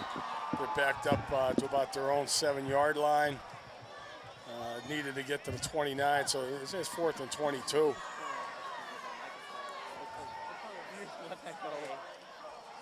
And it's a decent snap. I got a nice kick out of there. Decent, he gets some height, but boy, this is going to be fielded right up the gut. Oh boy. Break to the outside. Nice tackle. That's Will Thomas. Nice tackle. Mullally. Yep. Thomas had a little bit of room to run there. Matt Mullally made a nice tackle. That could have been a long run. So Hingham starts.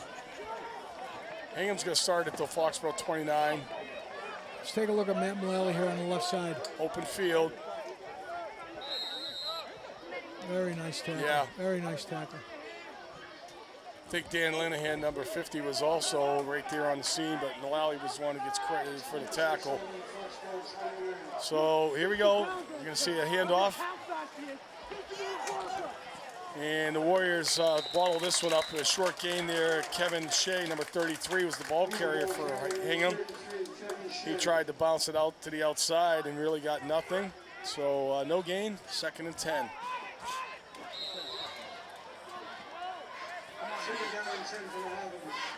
Coming this way.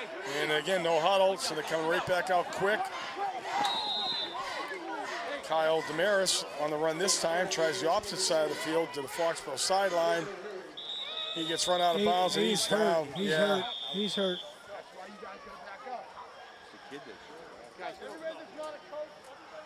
Yeah, he's actually not a very big boy. He's jogging back out onto the field. He may have to come off. Yeah, I think he does. Well, all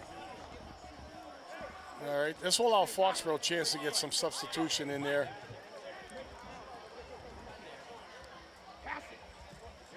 Oh yeah, he takes that helmet on the chin. Helmet to the chin. They might have called that too. They could have called that. They could have. So he gained 5.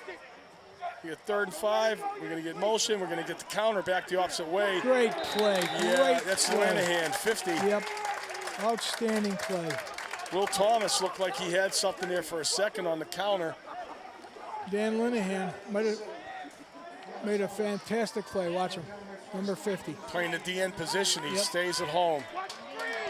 Great Really, play. really nice job. So 4th and about 6. And we're going to see a We're going timeout. to see a good timeout right here, too. 7 minutes and 8 seconds remaining in the 3rd period. 16-14 Hingham. Yeah, 4th down. I'm sorry. Go ahead, finish up. 4th down and 7 yards to go. Yeah, to your point, Frank, a really good timeout at this point in time. You got great field position. You need 7 yards. If you don't get it, you still got Foxborough deep in their territory, but you certainly want to try and take advantage of this opportunity right now. It's almost such a crucial time in this football game where these teams are playing head-to-head and for down for down that Foxborough might look at the offense and call timeout themselves. That's true. We'll see. All right. Well, Probably not. They probably don't want to waste one. Hingham comes out with twins to both sides in the shotgun. And we're going to see a little drop back pass. He's going to keep it to go up the middle. There's Lanahan. He's got a whole wide he's side. got a way left side. Yeah. That's a first down right there. Yeah, nice tackle. There's a flag. I don't know about that. What was the flag for? Did he hit him out of bounds? I don't think he was that far out of bounds. He had to be right near that sideline. We can't see it from here, so we're going to have to grab that replay. Oh, God. You got an official right there, too. You got an official. He's in bounds. He is in bounds. Of course he is. What's the call? That's a great tackle. Yeah, it is. You got an official right there. And the official's throwing it from way in the back. They got to talk this one over and eat this flag here. That can't possibly be a flag. Put it away. You got to do the right thing. They're calling it on Hingham. Oh, I didn't see. Now I'm totally confused. No, I'm totally confused too because. All right, we'll see what we got here. Maybe we get a hit from behind. Nice tackle. Well, we see Corey getting drilled from behind, but was that a late hit from the backside? Foxborough dodges a bullet, but it's still 4th down and still 7 yards to go. Yeah. And once again, nice job. That's Trey Garini. Trey Garini, outstanding play. I believe. Did I get that right? We'll take a look. Might have been Corey, actually. 45, 18, Patrick Caveney. Those are old eyes I'm working with. Yeah, that's all right. Well, we had a similar situation. All right, we're going to get the penalty. And there it is. Absolutely. Corey gets nailed from behind. That's a good call. That is a very good call. Here, Yep. we didn't see that. Yep. All right, so we're happy about that. And then now we're going to go back to action here. Foxborough has 1st and 10 at their own 32. Maybe we'll get the replay on the 4th down over again after this play. We've got a pass play, and this ball's hanging up there, and it's going to be picked. Oh, boy. Oh, boy. That was a great hit. A great hit on Few. You know what? Few's down, Yeah. and he took a shot, but this ball, I think, hits him right in the chest and goes straight up. Let's take a peek at it because it was a great play. Yeah, it was. a great hit by the Hingham defender. Actually, it hits high off his hands and helmet. Still got to catch it. Still going to catch it, and then he takes the shot there. He comes down hard on the hip. 55 is ready for the ball. And that 55 is a linebacker dropping back into coverage. That's not a D-back right there. Well, that play was made by Charlie Egan initially, and then 55 came up with the football. His name is Sean Ryan. Yeah. So 2 good plays right there, and that puts Hingham in the driver's seat, and Few is still down. Yeah, Few's down. Hopefully nothing serious. He came down hard on that hip. The side, maybe it's just the wind knocked out, and maybe he's got a stinger. Certainly came down from an elevated height. Mike, can we see that again, please, if you don't mind? I don't know if you can grab it. We got a little time here.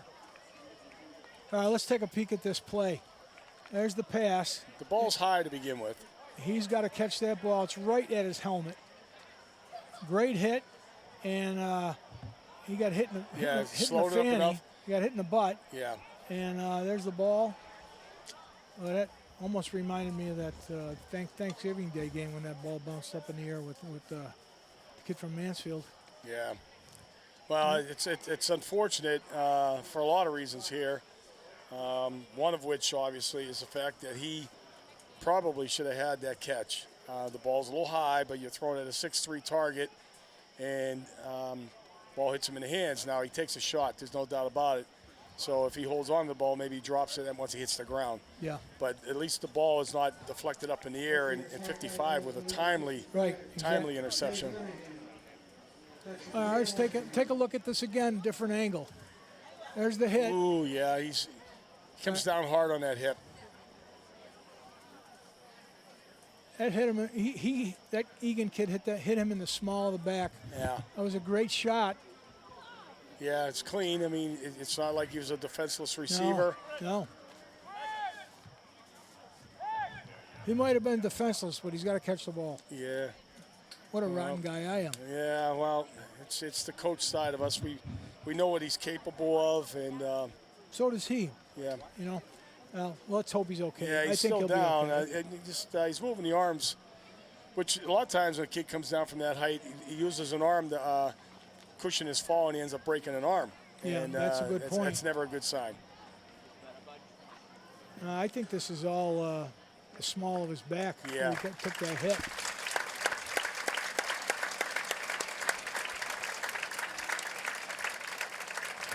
Well, he's favoring the left leg. I tell you what hurts the Warriors this year, too, is Jack O'Donnell being injured. There was a young man that was really starting to show a lot of promise. Yep, the player. And he's a junior, so, but right now he's out of action, and he's a nice big target. So we're back to live action here, folks. 6:31 remaining in the third quarter. We're going to have a toss sweep, and that ball's on the ground, and, Matt Pond just runs right by the guy who had a chance there to come up with a big play. There's really no gain, but the toss on the play was dropped by the running back. Well, it was almost a very hard toss. Yeah. Can we take a look at that one, Mike? They're back to action here. We're back. No huddle. Okay.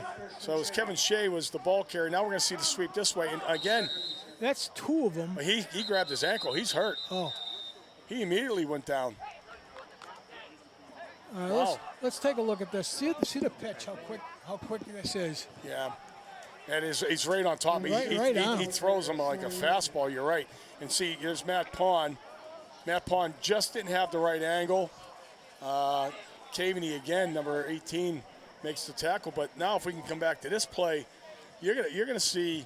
This is Murphy, I believe, and Murphy's had a ball game. Murphy goes right down the minute he takes the toss. Can we take a look at that one, Mike? We got that last play with the kid Murphy going down. Here, right. let's take a peek at this, folks. He starts. Quick. Right? And immediately, he goes right down. Is that a knee, Dougie? His right knee buckled? His left is inside. I thought, maybe he tripped himself up, but looking at that, his leg just gives out on him. Yeah. Take a look at his right leg. Boom. Right there. Right there. Oh, maybe hyperextended that one. I think that's it was what the right one. Great camera work, guys. Thank you Wow. very much. That's fabulous.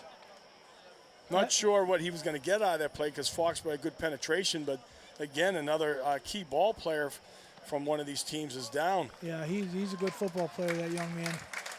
He's up. He's walking very, very gingerly, but he is walking on his own. That's Sean Murphy. He's 5'11", 182-pound senior. Yep, and he's got a touchdown reception on the middle screen and a two-point conversion. So with all these flags and injuries and stuff, we're still limping along here with the clock as well. With 6:02, and we have a third and long situation, third and about 14. And now we're going to see the pass play. And we got an open guy out in the flat, and very well defended by Foxborough. They close that up quickly. I think they're going to be 7 yards short, Doug. Yeah, Teddy Mayer in on the tackle. And a little help from Richard Davis, I believe. Yeah, it's third. Well, I'm sorry, 4th and 7. 4th down. He's We got a going flag deep. down. They got a look at this. He's going to catch the ball. He's out of bounds. He's out of bounds. Boy, what an athletic move, though. There's a flag on the play, though. I don't know if this is against Hingham. If it's against Hingham, obviously we're going to decline it. But let's see what happens here. Defensive offsides. Wow. So, Wow, we're killing ourselves here. well defended. That's Hassett. Whoa, that's a touchdown. That's a touchdown. Look at that. He's not even on the line. He's got control. His back foot was in. His front foot touched the line after he had control, I think. I think you're right. Yeah. But, in an instant, these guys, Tough call. So 4th and 2 now. And we're going to see a timeout. There's another one. We're going to check the defense, and we're going to call the play against the defense. There it is. So we know that's Hingham's at least second time out of the half. Yeah. They get 5. Foxborough hasn't had one yet that I know of, and they've got 5 left. Yeah, Kevin Shea was the back there, at least when they came out on that formation. We'll see if that changes up now. But I like going to the big guy. I like going to Finney here. He's got a height advantage. Even a quick slant, even. Oh, Who's going to stop that? No, I don't think anybody can, Frank. Not at that size. And he's got pretty good hands, as we just Really saw. Good. I don't know. The only thing here, Doug, that I see at 3rd and 3 at this short distance is some kind of misdirection. But that may be too much to ask for. Too much movement with the football. And actually, I'm not sure. I think it's 4th down. I think the scoreboard's wrong again. Well, Chris Aruka made the call. We had the run to the left, then we had the kid get hurt, and then we had. You're 100% right. There it is. It is 4th. So the scoreboard is wrong. I don't know who we're paying. There's the misdirection inside counter. He got it. He's got the first down. He got the first down. Now we have a Foxborough player down. Jeez, this is. I don't think they're cramping either. I think they're actually getting hurt. Not that a cramp doesn't hurt. Yeah. And a Hingham player as well. Yeah, let's take a look at this. That's definitely misdirection. That's 25. That's well, the running back, run. yeah, he's cramped. He's cramped right there. So he's grabbing that calf. When you got that leg straightened out like that, that cramp, your calf is just pulling right up to your knee. Now, that hurts like heck. And the Foxborough player also has one, but we don't have a number that we can see here. Looks like a big guy. Yeah, but you can see Doc Elfin working on that calf as well. Yep. Usually when that happens to me, I got to push my toe down. Oh, big time. Because that thing just pops. Now, obviously we don't have intravenous here like you see in college and the pros. Sure. But the one way to help combat this is actually the day before. If you know you're going to be playing under these conditions, you start hydrating the day before. Yeah. And then throughout the course of the day. Because your body, even though you're not sweating a lot sometimes, your body, as you know, Frank, you've played long enough and coached long enough, your body, is just burning through its fluids. Yeah. You're exactly right. And that's why everybody tells you all the time, you got to hydrate. And, well, sometimes, you're during the course of a game, a lineman. I know one time I played up at the University of Indiana, I lost 14 pounds in a game. Really? Yeah. Wow. My sophomore year, and I remember that. And I cramped, like in the third, fourth quarter, I was cramping all the time. Wow. Yeah, you got all that gear on. You're playing in hot conditions. Absolutely. Yep. No, I feel bad for those poor guys. Yeah. Because I tell you, folks, if you haven't had a cramp in your calf, there's no pain like it. And even after it goes away and it slides down and your calf slides down, the pain is still there. Nothing worse. Now we have our field maintenance guy, Kevin Corliss, up here in the electrical box. I think he's turning on the air conditioning. There you go. There you go. Hey, Kevin, thanks for putting that AC on, buddy. But yeah, so it'll be midnight when we get home tonight. Wow. Wow. That's 45, Dougie. Yeah, that's Corey, and a very, very Brandon- good linebacker. Brandon Corey has been all over the field tonight. The linebackers have been, as advertised, good, quick, tough kids. Right. And Foxborough is obviously noted for their linebacker core year in and year out. We've had some great ones here. 1-2. Yeah, hopefully this is only going to be a short spell because they need to get him back on the field. Hingham's in great shape, though. Here we are, 5:21 left in the third quarter, and they're on the 2-yard line of the Warriors already with a 2-point lead. So if they score, it's back up to 8. Extra point makes it a 2-score game.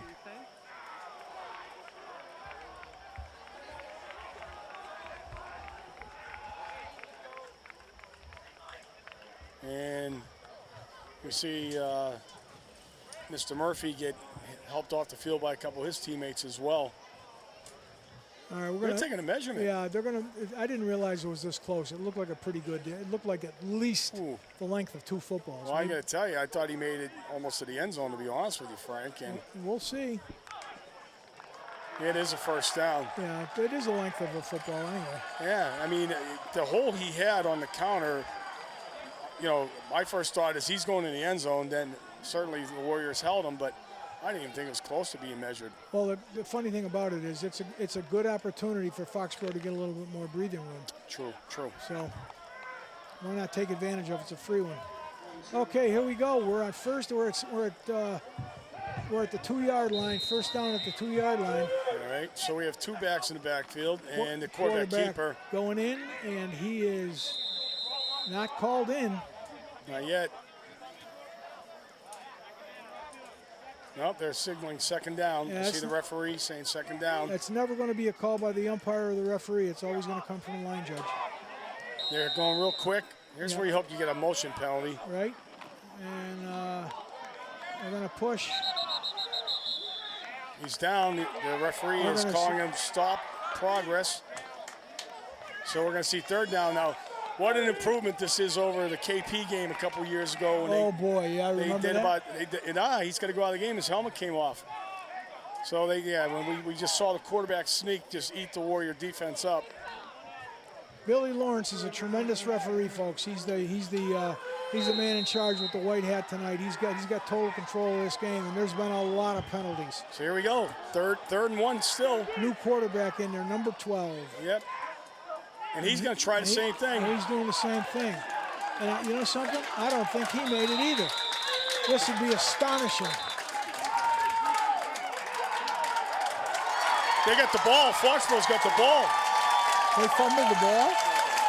Unbelievable. I've never seen anything like this. But you know what? I thought I saw a ref, one of the officials, throw something. It was his beanbag. Really? I thought I saw. I wasn't sure because you saw a fumble, right? He throws the ball, but sure, absolutely.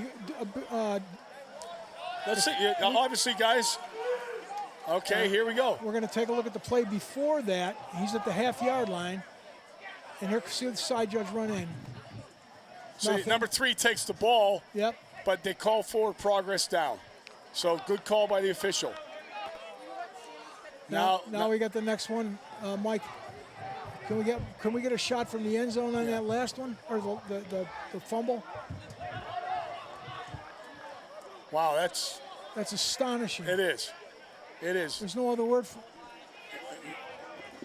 All right, let's take a peek. Here you go, Blue. Screening over the top. Yeah, it's just a pig pile there. I can't see the ball, but I the can't ball see is it either, down but there. it's down on it's down there somewhere. And then you got another guy grabbing the leg. He's cramped. They call Foxborough. Who's got the ball? 12. Hey, that's Hassett. Hassett has the ball. Well, Foxborough brought some beef in. You saw 76. We're back to action here. Yeah, wow. Holy cow, what a game. So now we may see the sneak coming out the other way. Yep. Ah, it's a good run. Good run there. That's Capichetti back in the game. That's a good hard run. That's exactly what we needed right there. Yeah, Sam Panico checked in there for the Warriors, and Get the beef.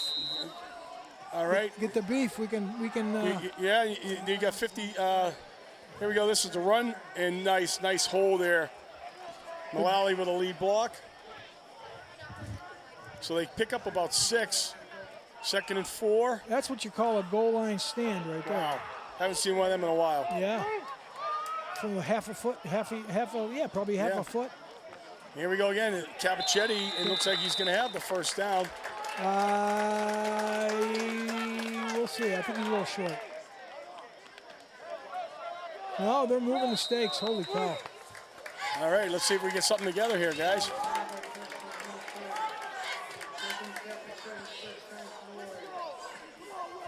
Another one. Yep, good hard run. Yeah, he did make He it. did get over the top. Good. He rode over Thomas's shoulder on the tackle. Keep the ball on the ground. Let this kid work. That's it. There he comes Once again. again, hold on to it. Yep. That's the key thing at this point in time.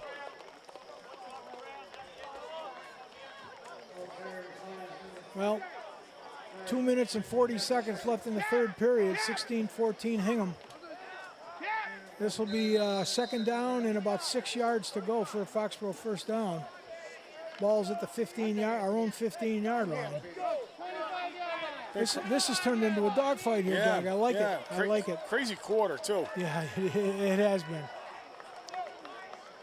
Fumbles, penalties, Yeah. missed blocks, missed tackles. Injuries, holy I cow. think JJ's back in there now. He is. That Here ball's we on go. the ground. That Fall ball's on on it. Oh, jeez. Oh, that's awful. That's awful. I don't know if Mark lost that or was it on the ground. I don't know. We have to see it. Yeah, it was on the ground quick, so I don't know if it was a bad snap or he took his eye off of it. Now we're on the 1 foot line. Bad snap. Bad snap right through the wickets. At that point in time, you fall down on the ball. Yeah. In fact, that's what JJ probably should have done. You know, just fall on it, lose the 10 yards, whatever. We got 3rd and 19 from our own 1 foot line. That's where it all started. We got to get a quarterback sneak just to get out of here. Goodness. Might be a good opportunity to throw one deep. You know what? I was thinking the same thing. If they can give him enough protection. Well, we're going to find out. Here we go. Look where we are. Mark's halfway in the end zone. Oh, my God. He drew him off sides. That's a 5-yard penalty on defense, I believe. Yeah, it will be. It'll give us some room. Yep. Let's check. Unless we jumped. I think it's on Hingham. It is. It's on Hingham. Contact. That's why they had to stop. Yep.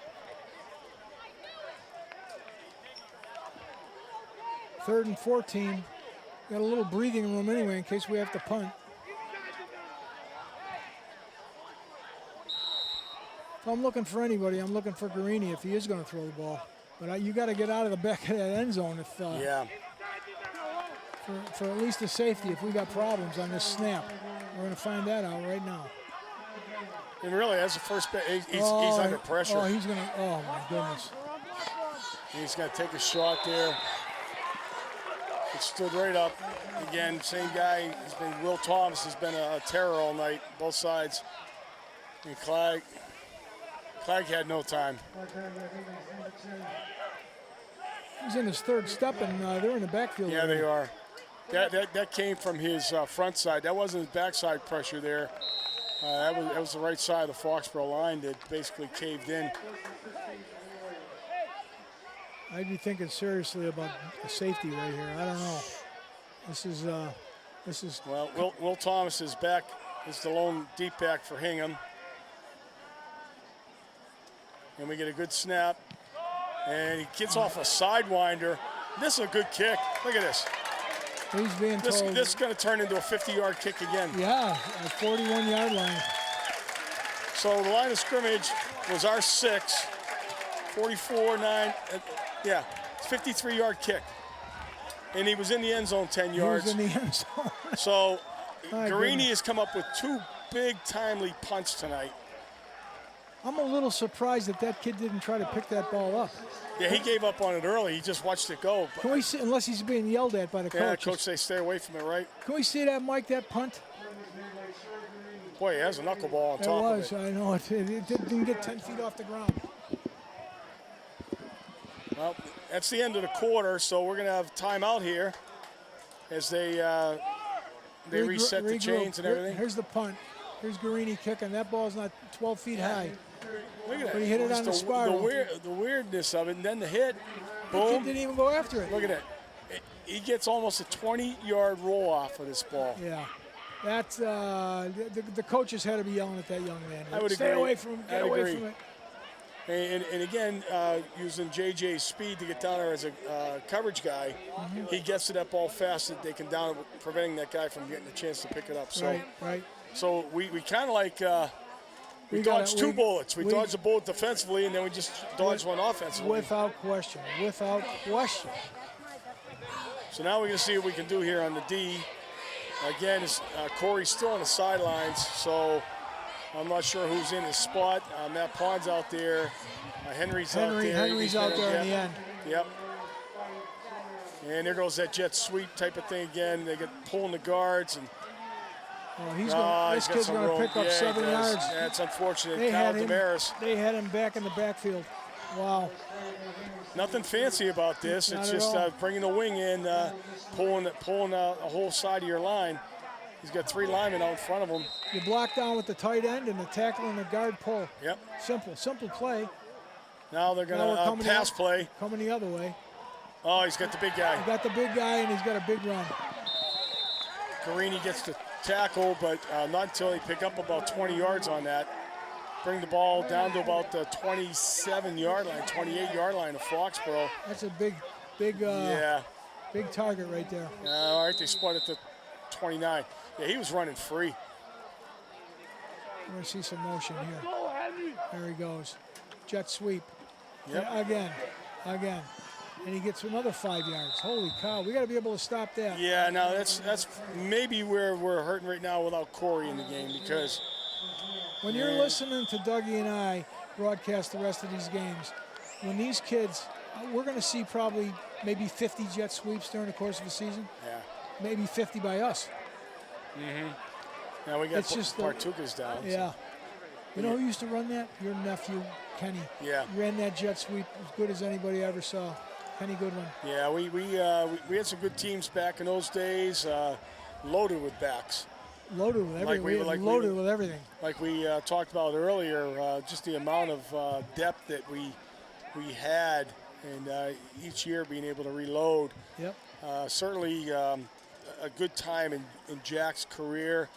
He had the early on success, brought us our first couple of Super Bowl appearances, then a couple back-to-back Super Bowls in the early 90s. But we got into the 2000s, and it was like a three-team race every year, Foxborough, North, and Mansfield. Back when I liked the Hawk Muck League, the way it was set up. Yeah, I like the playoff system too. Yeah. But changes change. Sometimes it's not for the better, but who am I to say? Yeah. I'll tell you one thing. One of the things that people don't realize about Jack Martinelli, this man is going to be 70 years old in October. Unbelievable. He doesn't look 70 years old. He's still in as great a shape as he was when he got here when he was 32 years old. I mean, and he's won 248 football games, Doug. Yeah. 4 Super Bowls. He's been in 8 Super Bowls, won 4 of them. I mean, the legacy is remarkable. And he's as gentlemanly as you could possibly have a man be. He certainly hasn't made everybody happy over through the years, but I'm going to tell you what, 95% of the kids who played for him loved him. Yeah, and you know what the thing is he doesn't take any credit. He's a very humble person. Yep. He's very loyal. You know, each year everyone always says, is this Jack's last year? And then what do we hear at the banquet? I can't leave these kids to somebody else. I stopped saying that 7, 8 years ago. Yeah, all right. So Joey Bartuk is up. That's a good sign. Again, maybe it's just another cramp. But we'll be back to action here. I mean, 10 minutes, 8 seconds to go in the game. Hingham clinging to that 2-point lead. That's 16-14. That's the halftime score. And now they'll come out as soon as the field's cleared of all these extra bodies. And we have a second and about 6. Foxborough comes blitz, and they miss a couple tackles. Oh, good hard run in there in the middle. That's Shea, 33. Yeah, he's a tough kid. They got a nice backfield. I agree. Nice backfield. And this quarterback knows what he's doing back there. He's got quick feet and a nice little arm. That's a good football team. They are. Yeah, they are. Wasn't sure what to expect out of them tonight. Haven't followed Hingham football forever, I can tell you that much. Sure, we never see him. And there we go. He's going to run that.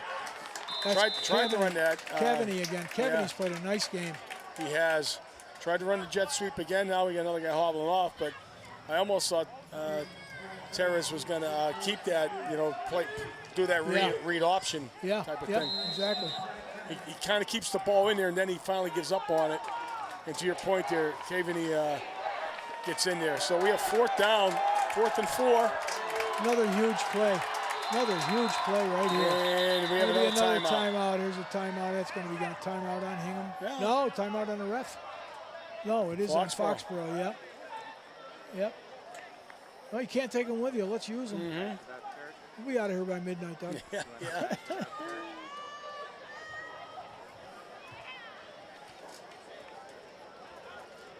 Yeah, it's with the band missing, at least you could add some entertainment in between all these timeouts. That's not us. We're not the entertainment. We are. People got us on mute at home, Frank. Yeah, I know. Here we go, 4th down. And it's going to be a keeper. And here we go. Who is that? Is it 36 for the Warriors with a big play. Keith Pham, yeah. Nice play. Yeah, really nice. Shot a gap. And Terrace was brought down in the backfield actually for about a 2-yard loss. And Foxborough avoids a potential disaster here, falling down by more than a score, and gets the ball back. The Foxborough defense is definitely stepped up here in the second half. Oh, you know, look, he was actually in the line. That is not a very big kid, but he shot that gap. Yep. Good job, Keith Pham. Okay, we got 9 minutes left in the football game. Hingham's up 16-14. 1st and 10 for Foxborough on their own 25-yard line. Yep, we get twins to both sides. And Clagg's going to roll to his left. And he's got an open guy, Johnny Whitehouse. Wow. How do you get that wide open? There's got to be a blown coverage. But, again, Clegg with a good throw. And you know as well as anybody, Frank, how hard it is to make that throw. That's a tough throw when you're right-handed, go to the left side, or vice versa. Yeah. All right, we're going to see this. Look at Clegg. Now, he has to square himself up, folks. Yep. And he actually leaps into that throw. And Johnny Whitehouse is just waiting for him. Johnny's saying, get that ball to me, Mark. Big gain, 1st down, Foxborough. Hingham, 37-yard line. Now we're going to see a roll out right. And again, he's got an underneath receiver. Nice slide and catch. That looks like Darcy. That's a catch. Now Darcy cramps.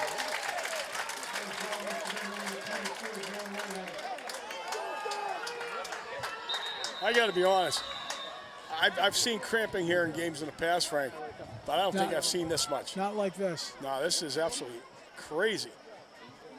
But what a catch there.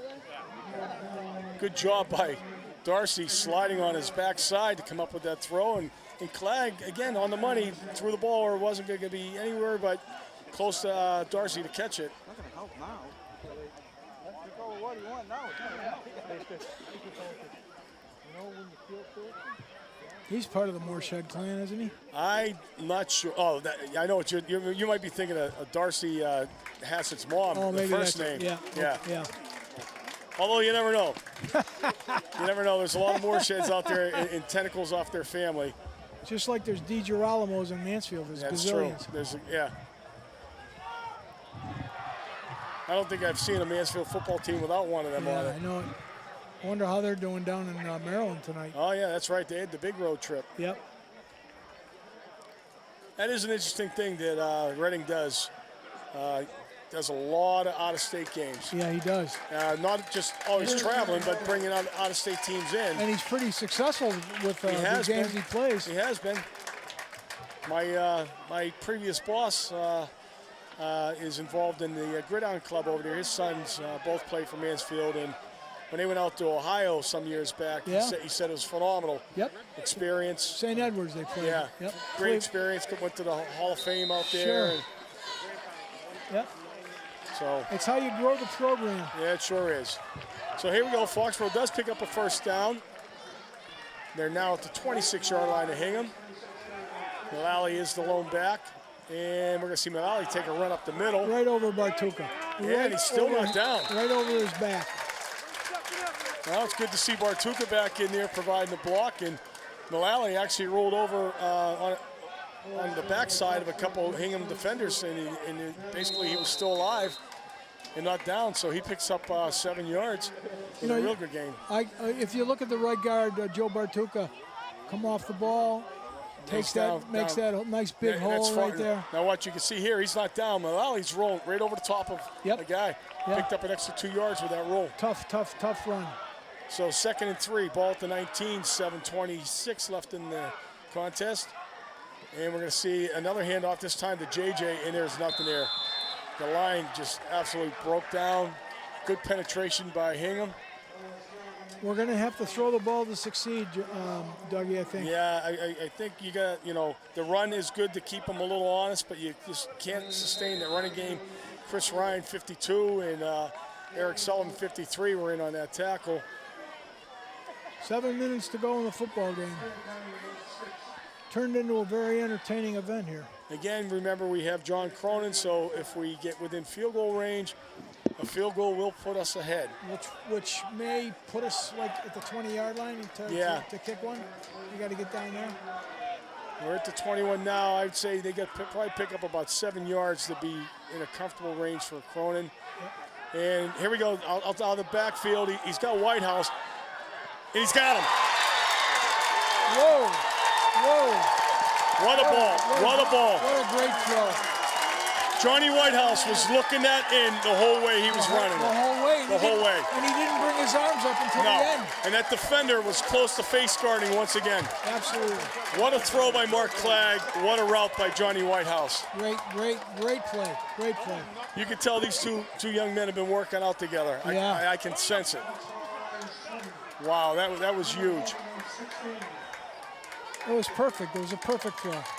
We will come back to it. Foxborough has to go for 2 here. They got the choice. A 1-point conversion does them no good. But, wow.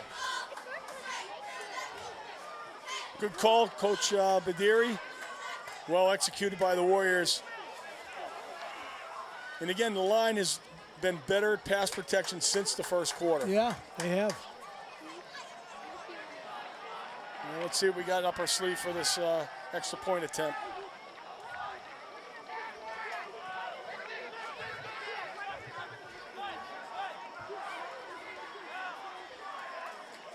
Now we're going to see Whitehouse in motion. We're going to see a little sprint out action. And we got a guy wide open right there. It was Guarini. Oh, he overthrew him. Guarini was all alone at the hash. That's right, he was. He might not have seen him. You definitely didn't see him, that's for sure. If we go to 2 replays, if we can get the first one on the touchdown, it'd be great. All right, you're going to watch Johnny Whitehouse. He is going to stay focused on his ball the whole way. Great spiral. He had to step. Right on the button. Right on the button. Now, you don't see his concentration right there. You see the end result, which was very, very exciting. But out of the backfield, Johnny Whitehouse was tracking Marky Clegg the whole time. Mark's got to be throwing over 200 yards. Oh tonight. yeah, I think so Three now. touchdowns. Now, if we can get the extra point, we might see where you had Guarini sitting at the hash mark, nobody around him, and in this case, Clegg scrambling didn't see him. Let's see. All right, let's see. Pick it up. Here's the rollout. Now, you're going to see right there's Oh Guarini. yeah, he's right there. He's right there. Now he comes up to help make a block, and then the throw is forced. And once again, you got Whitehouse wide open, but because Clagg's got pressure, Yeah. he doesn't get his feet set. But we get the lead. You got a lead. Got a lead, and a field goal does not hurt us if Hingham gets down in that type of situation. So Cronin needs to get his foot into one here. Back deep, the usual suspects there, Thomas. And this ball's over Thomas's head, and look at it. That's going end zone. He's going to go down on it, be a 20-yard line. Great kick by John Cronin.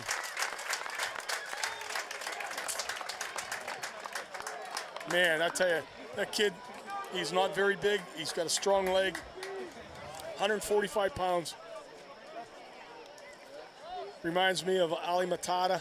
Yeah, you remember him, huh? And Ali's still trying to make it somewhere in pro football as a kicker, and And if I'm he wishing doesn't, him the best. If he doesn't, he'll make it something as a weightlifter. Have you seen him? He has Holy- bulked up. Holy cow! But what an athlete that kid was, and Oh, yeah. a great kicker. for Great sure. kid, great kid. All the way around. So Foxborough has a chance now to pin Hingham deep. They're at their own 20, 6:26 on the clock. Hingham's short a player. They're not going to have to call timeout. That is That not hurts. good. That hurts. Because I think that's like their fourth. Certainly their third. We know they called two earlier. It could be their fourth, but yeah, in a game where you're trailing, those timeouts are very important. That's a killer. So Corey's still on that sideline. Few's got his pads off, so he's done for the night. I'm double teaming 80. I don't care where he goes. I'm putting yeah. 2 on him. Yeah, I think you have to. So here we go. Ball's dropped, and then we get a little shuffle pass out there. He shot-putted that ball. He probably picked up 5 yards. Matt Pond out in the action there, but this snap was a little low. Terrace drops this ball on the ground, and then he didn't even have the seams. He just chucked that thing out. Shot put. Yep. All right. They pick up 2, 2nd and 8. He's just going to drop back now. He's under pressure again. He's going to step up, and he's got some room. Oh, he takes a good shot. Henry stuck him. He's got a first down, but he paid for that one. And now Foxborough's got a player down. Is that Henry? No, Henry's up. All right, Henry's up. Who's down? Wow. We got an ankle That's here. Guarini again. Wow, there was some hitting right there. Mullally low, Henry high, and Guarini high. Ooh. 1st and 10, ball at the 30. 80's in the slot over there. And there's the screen again. Oh, very fortunate. Again, Keith Pham, number 36, was in the middle of that action. Yeah, I think that was like an errant throw. It was. He definitely overthrew his intended receiver. 2nd down. Here's the motion. There's the handoff. And, another nice play in the backfield. And this is DeRay. No, it's not DeRay. It's 7. I'm sorry. 7 for us is Richard Davis. Really nice play, Richard. So now do we get another timeout? Let's take a look at Davis here, Doug. Comes up from the corner position. Nice read on his part. He's actually getting blocked too. Yeah, that's a great play. He fought off the block and made the play. So who has this timeout right now? I missed this. Looking at the replay.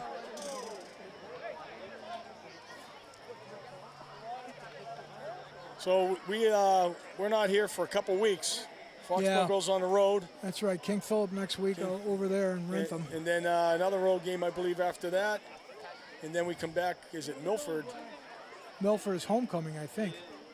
Not quite sure. Again, we got some gaps in the schedule. The good news is North Attleboro's back on the schedule. And they're here. And they're here. And that should be a lively night. Oh boy, that night, the night before or the week before, Stoughton, gonna be a huge game. Back to back. That's going to make or break Foxborough if they're going to win the division. That's right. Still can make the playoffs, but you want to win the division, get the higher seed. So we got a third and about 15, and he's rolling out. Oh, he's got some room to run. But this is actually good for Foxborough. It's good because he's not going to gain that 15 yards. He gets about 8. They got to punt the ball, Doug. They do.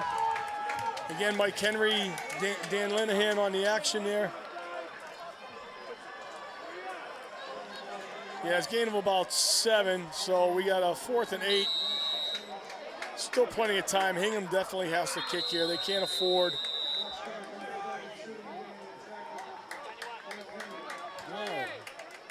I think could they call another timeout? Officials calling this timeout. But because I don't think Hingham had enough guys on the field. God, it'd be awful if they've already used up their timeouts in these last couple of situations with the lack of guys, huh? I know it. Count them, 1, 2, 3, 4, 5, 6, 7, 8, 9. Back to kick for him is Alex Dietrich, number 72. Back for Foxborough is DeRay.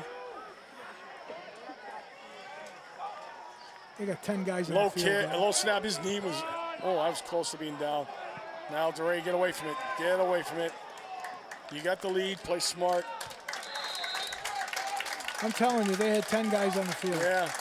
And Dietrich actually did a nice job of fielding that bad snap. He's lucky his knee wasn't down. I thought it was close. But again, Foxborough holds. Now we want to kill some clock. All right, before the timeout, they're trying to count them up. 1, 2, 3, 4, 5, 6, 7, 8, 9, 10. Oh, he does have 11, as far as I can see. It's 5 linemen.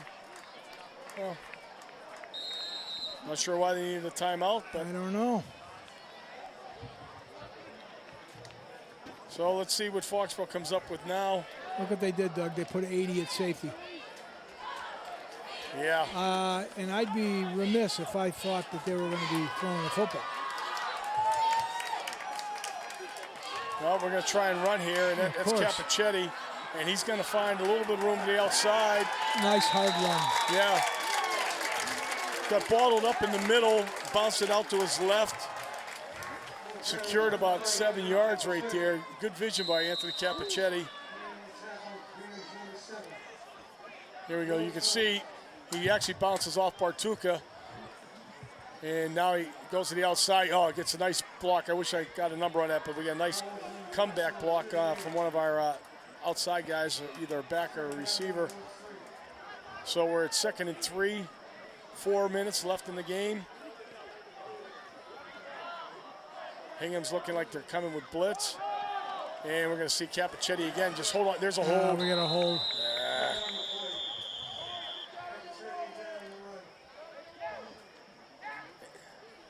Darn. Again, a good opportunity to keep the chains moving, keep the clock moving.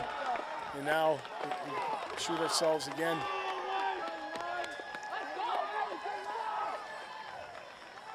So instead of 2nd and 3, actually instead of a first down, we're now going to have 2nd and about 13.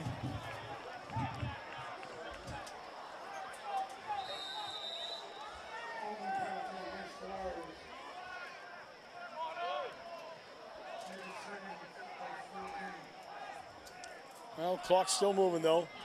Coming down to 3.5.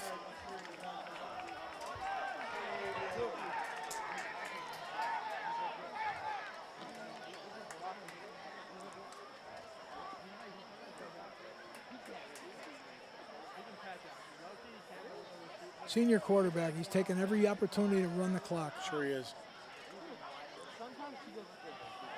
Yeah, he gets a little bit, he's got an open guy right here, Mullally. Nice job. He gets back that penalty yardage for a 3rd and short. Boy, he's got a nice soft touch, doesn't he? Yeah, he does. Clagg's found his comfort zone there, Frank, and good hands by Matt Mullally Sure, right there. absolutely. That's not an easy catch. That young man's played a good game tonight, the Mullally kid. Watch him. Comes out like he's going to block. Goes right out into the flat. Now watch this. Hands up over his head. Yep. Soft hands. He put it in a perfect place, Yeah, too. he did. Yeah, he did. That's good camera work there too, guys. Doing a good job for us tonight. Guys and gals, I know we got a few ladies working the cameras as well, so keep up the good work. So we have another timeout here, 3rd and 2. Foxborough needs the first down. We're at 3:02. Get the first down, stops the clock for a minute to set the chains, then we start rolling again. Hingham, if they've got any timeouts left, it's 1. Yeah, they can't have. I don't even think they have that. I don't think they do either, but if they have it, it's 1. Just keep the ball on the ground, pound. As long as the line's firing off. Right now, they're doing a pretty darn good job out there. We got Bartuka, we got Farmer. Actually, I'm going to give my nephew a plug. Matt Seuss is out there. Fire off the ball, guys. They're trying to go long count here. Capichetti got room. Here he goes. Turn it on. Here he goes.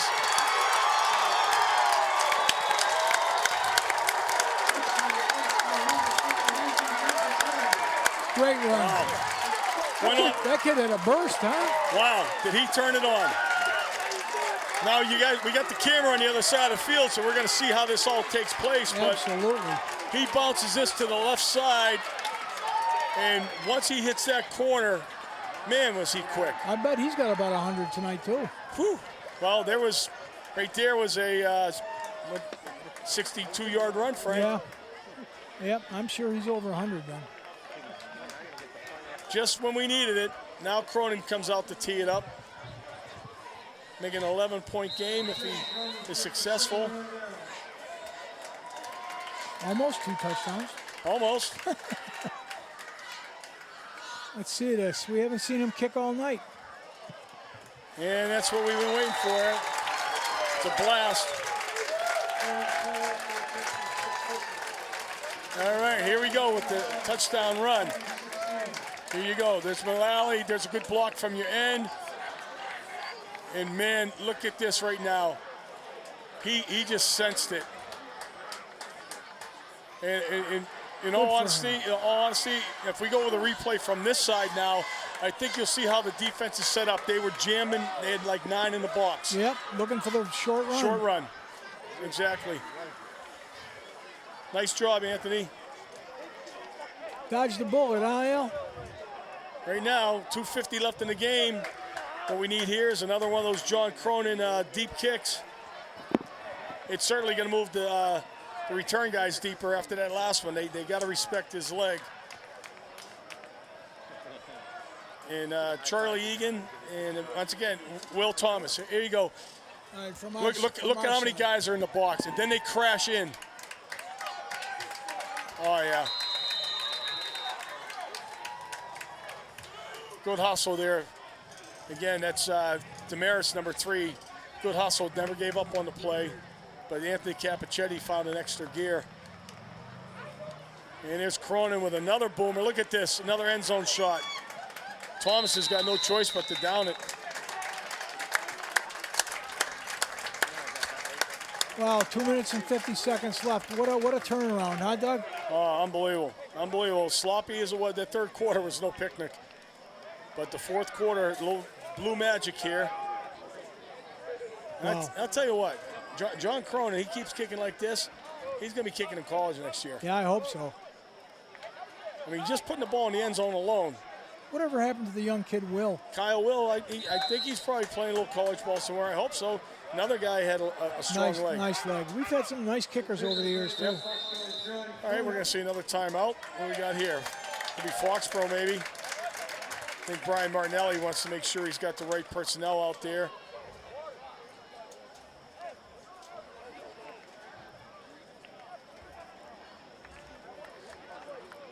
I think few plays on defense too. So you got, if that's the case, you got 2 starters that are sitting on that bench right now.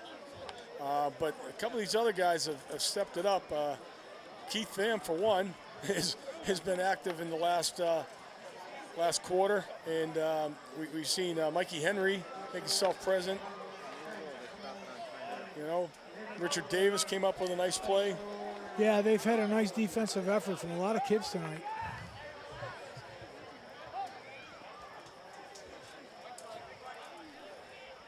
So Hingham comes out. The ball is at the 20-yard line. Terez throws that out. He's going for his favorite target, who's still not down. Man, that kid's hard. Finney just knocked it down. 4 guys in. Oh, goodness. But to your point, Frank, I'm doubling him the whole way. Oh, why not? I got, you know, 1 under, 1 over the top. Sure.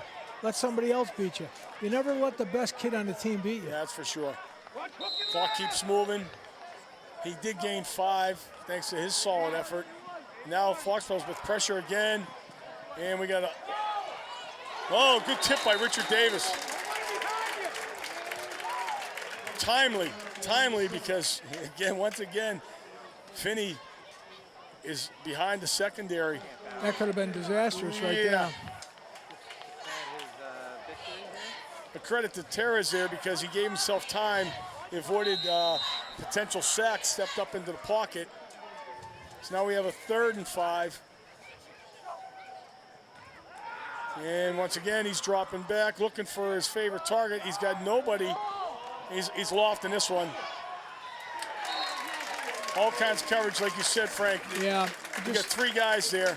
He's like he's running a 46, Doug. He's got 6 guys deep. Yeah. Now Hingham right there too. They bring a second receiver into the same area as Finney, so that puts 3 guys against 2, and you know it's just crowded. Yeah. So here we go, 4th down. Foxborough can secure the win with the stop here.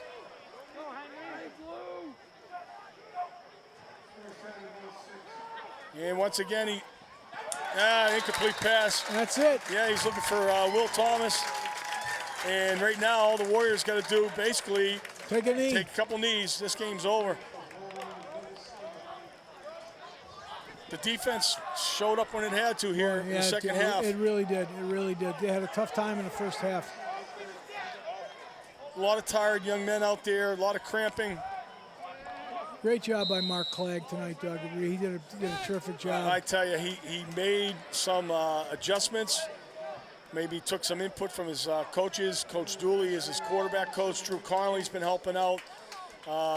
But Mark Clegg in the first quarter and Mark Clegg for the last 3 quarters, 2 different guys. Oh, yeah, absolutely. It was almost like he was playing as a sophomore in the first quarter and came back playing in a 5th-year senior. Yeah, his timing was a little off. He forced a couple throws. The pick was a bad throw. But when it really came down to crunch time and when they needed him to execute, he found his guys. Johnny Whitehouse for 2 TDs. Yeah, absolutely.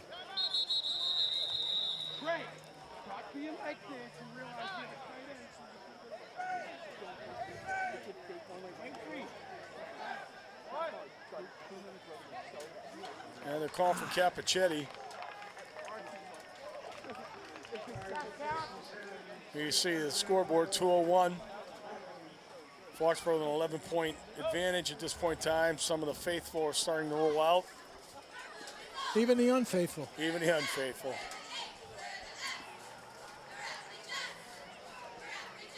Hingham, too, a good effort. A well-coached team, like you said, Frank. Some really good ball players. Not large in numbers. I mean, I look across there. They probably got 50 kids. Yeah. You know. They had a couple of good athletes, but nothing extraordinary. I think we had more athletes than they did. Right. And you look at the Foxborough sideline, always like 80 kids dressed. Yep. A lot of them never see action, but they're there if you need them. And we're going to see a handoff, and Capichetti's going to take it. And again, this is, this is almost a time where they're going to go on they get 30 seconds in between plays, 25 anyhow. Yeah. So this is where you almost going to look like, why even hand the ball off? Be safe. Clyde could keep it himself and just go into the line, take a knee.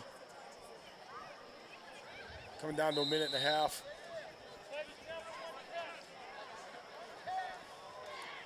Yeah, just let it run.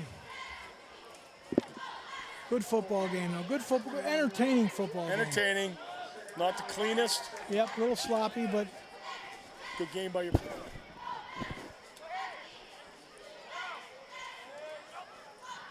And we're going to see a straight ahead with Capichetti.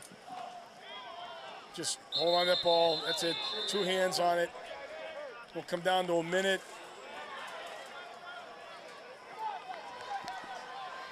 Even if Hingham has a timeout, it's not going to help them at this point in time. This would be when you'd call it. So no, they're not going to. not- They don't have any that's what I'm timeouts saying. left. If they had one, now would be the time to call it. Sure. Force Foxborough to at least run one more play, but.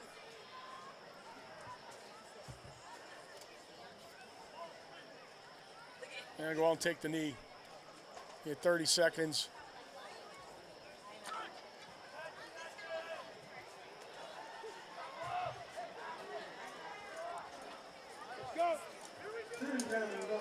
The knee's my favorite play, by the way. There you Frank. go. Sure it is. And there we go with Capichetti again. And that'll do it. Yeah. That's going to be the ball game. Very, very interesting. Hard fought Hard game. fought. The elements certainly were a factor tonight with the Cramping. heat. Yeah, absolutely. Absolutely. Humidity wasn't as bad as it was earlier today, but certainly played into the cramping scenario for both teams. That's right. But we saw some great things here. We got a nice running back in this kid Capichetti. I thought the offensive line played a lot better in the second half. Wide receivers did a great job. And Mark Clegg did a great job. Yeah, Clegg really stepped it up. As I said, Johnny Whitehouse with 2 touchdown receptions. Darcy had one. Yep. To your point, Darcy played a nice game, played too. a nice game. Phil DeRay, Couple of nice plays after the initial heart attack he gave everybody. But he showed that for a small guy, he's got some skills. He's got definite speed. Yeah, he'll fit in nicely. He will. Matt Mullally had a couple good runs. Yeah, nice job by him Right. offensively and defensively. Right. Defensively, Patrick Caveney, solid. Brandon Corey until he went out of the game, solid. Linebackers did a great Matt job. Pond, yeah, Dave, Michael Henry. I want to say Dave all the time. Henry Pond. Yeah. Yeah. The next level, the younger brothers of 2 former great ball players, and their fathers were great ball players as well. So off to a good start for Foxborough. We go to the road next week to KP. That will not be an easy game. That'll be a tough game. A tough game, but it would be interesting too. Yeah. It's always good to have good competition because it's not an easy schedule for the Warriors this year. And I tell you what, if Hingham plays like they can, what I've seen, every win they have is going to help Foxborough with the points. Oh, sure. Oh, the other thing I want to mention that I never mentioned, well, that's not true. We mention it all the time, but the camera work tonight was fabulous. Right. I mean, just absolutely outstanding. Everybody who held the camera did a great job tonight. It really made the game interesting. Sure did. So I want to thank you for all of that. And I'll second that. And I think the high def is phenomenal. Yeah, wow. We sit here and watch these replays, and it is something else. It's really great. So. Working with the K-Way team is it's an honor and a pleasure. We did miss Frank McDowell in the truck tonight. You guys got to pick up a notch there. No stats, very disappointing in you. But There you go. there he is. Good Okay, good. Great job, Scotty, nice job on the Good job, replay. Scott. He gets tired. Hey, can I see that one again? This is one of your best efforts, Scott. Great job. Yes. So for the whole K-Way crew, the high school athletic department, the Foxborough Warriors, coaches and players, and in memory of Coach Joe Heinricher. Doug Seuss, Frank Jaffoon signing off. We will see you, I think, in 3 weeks. 3 weeks. Have a safe and fun weekend, everybody. Take care.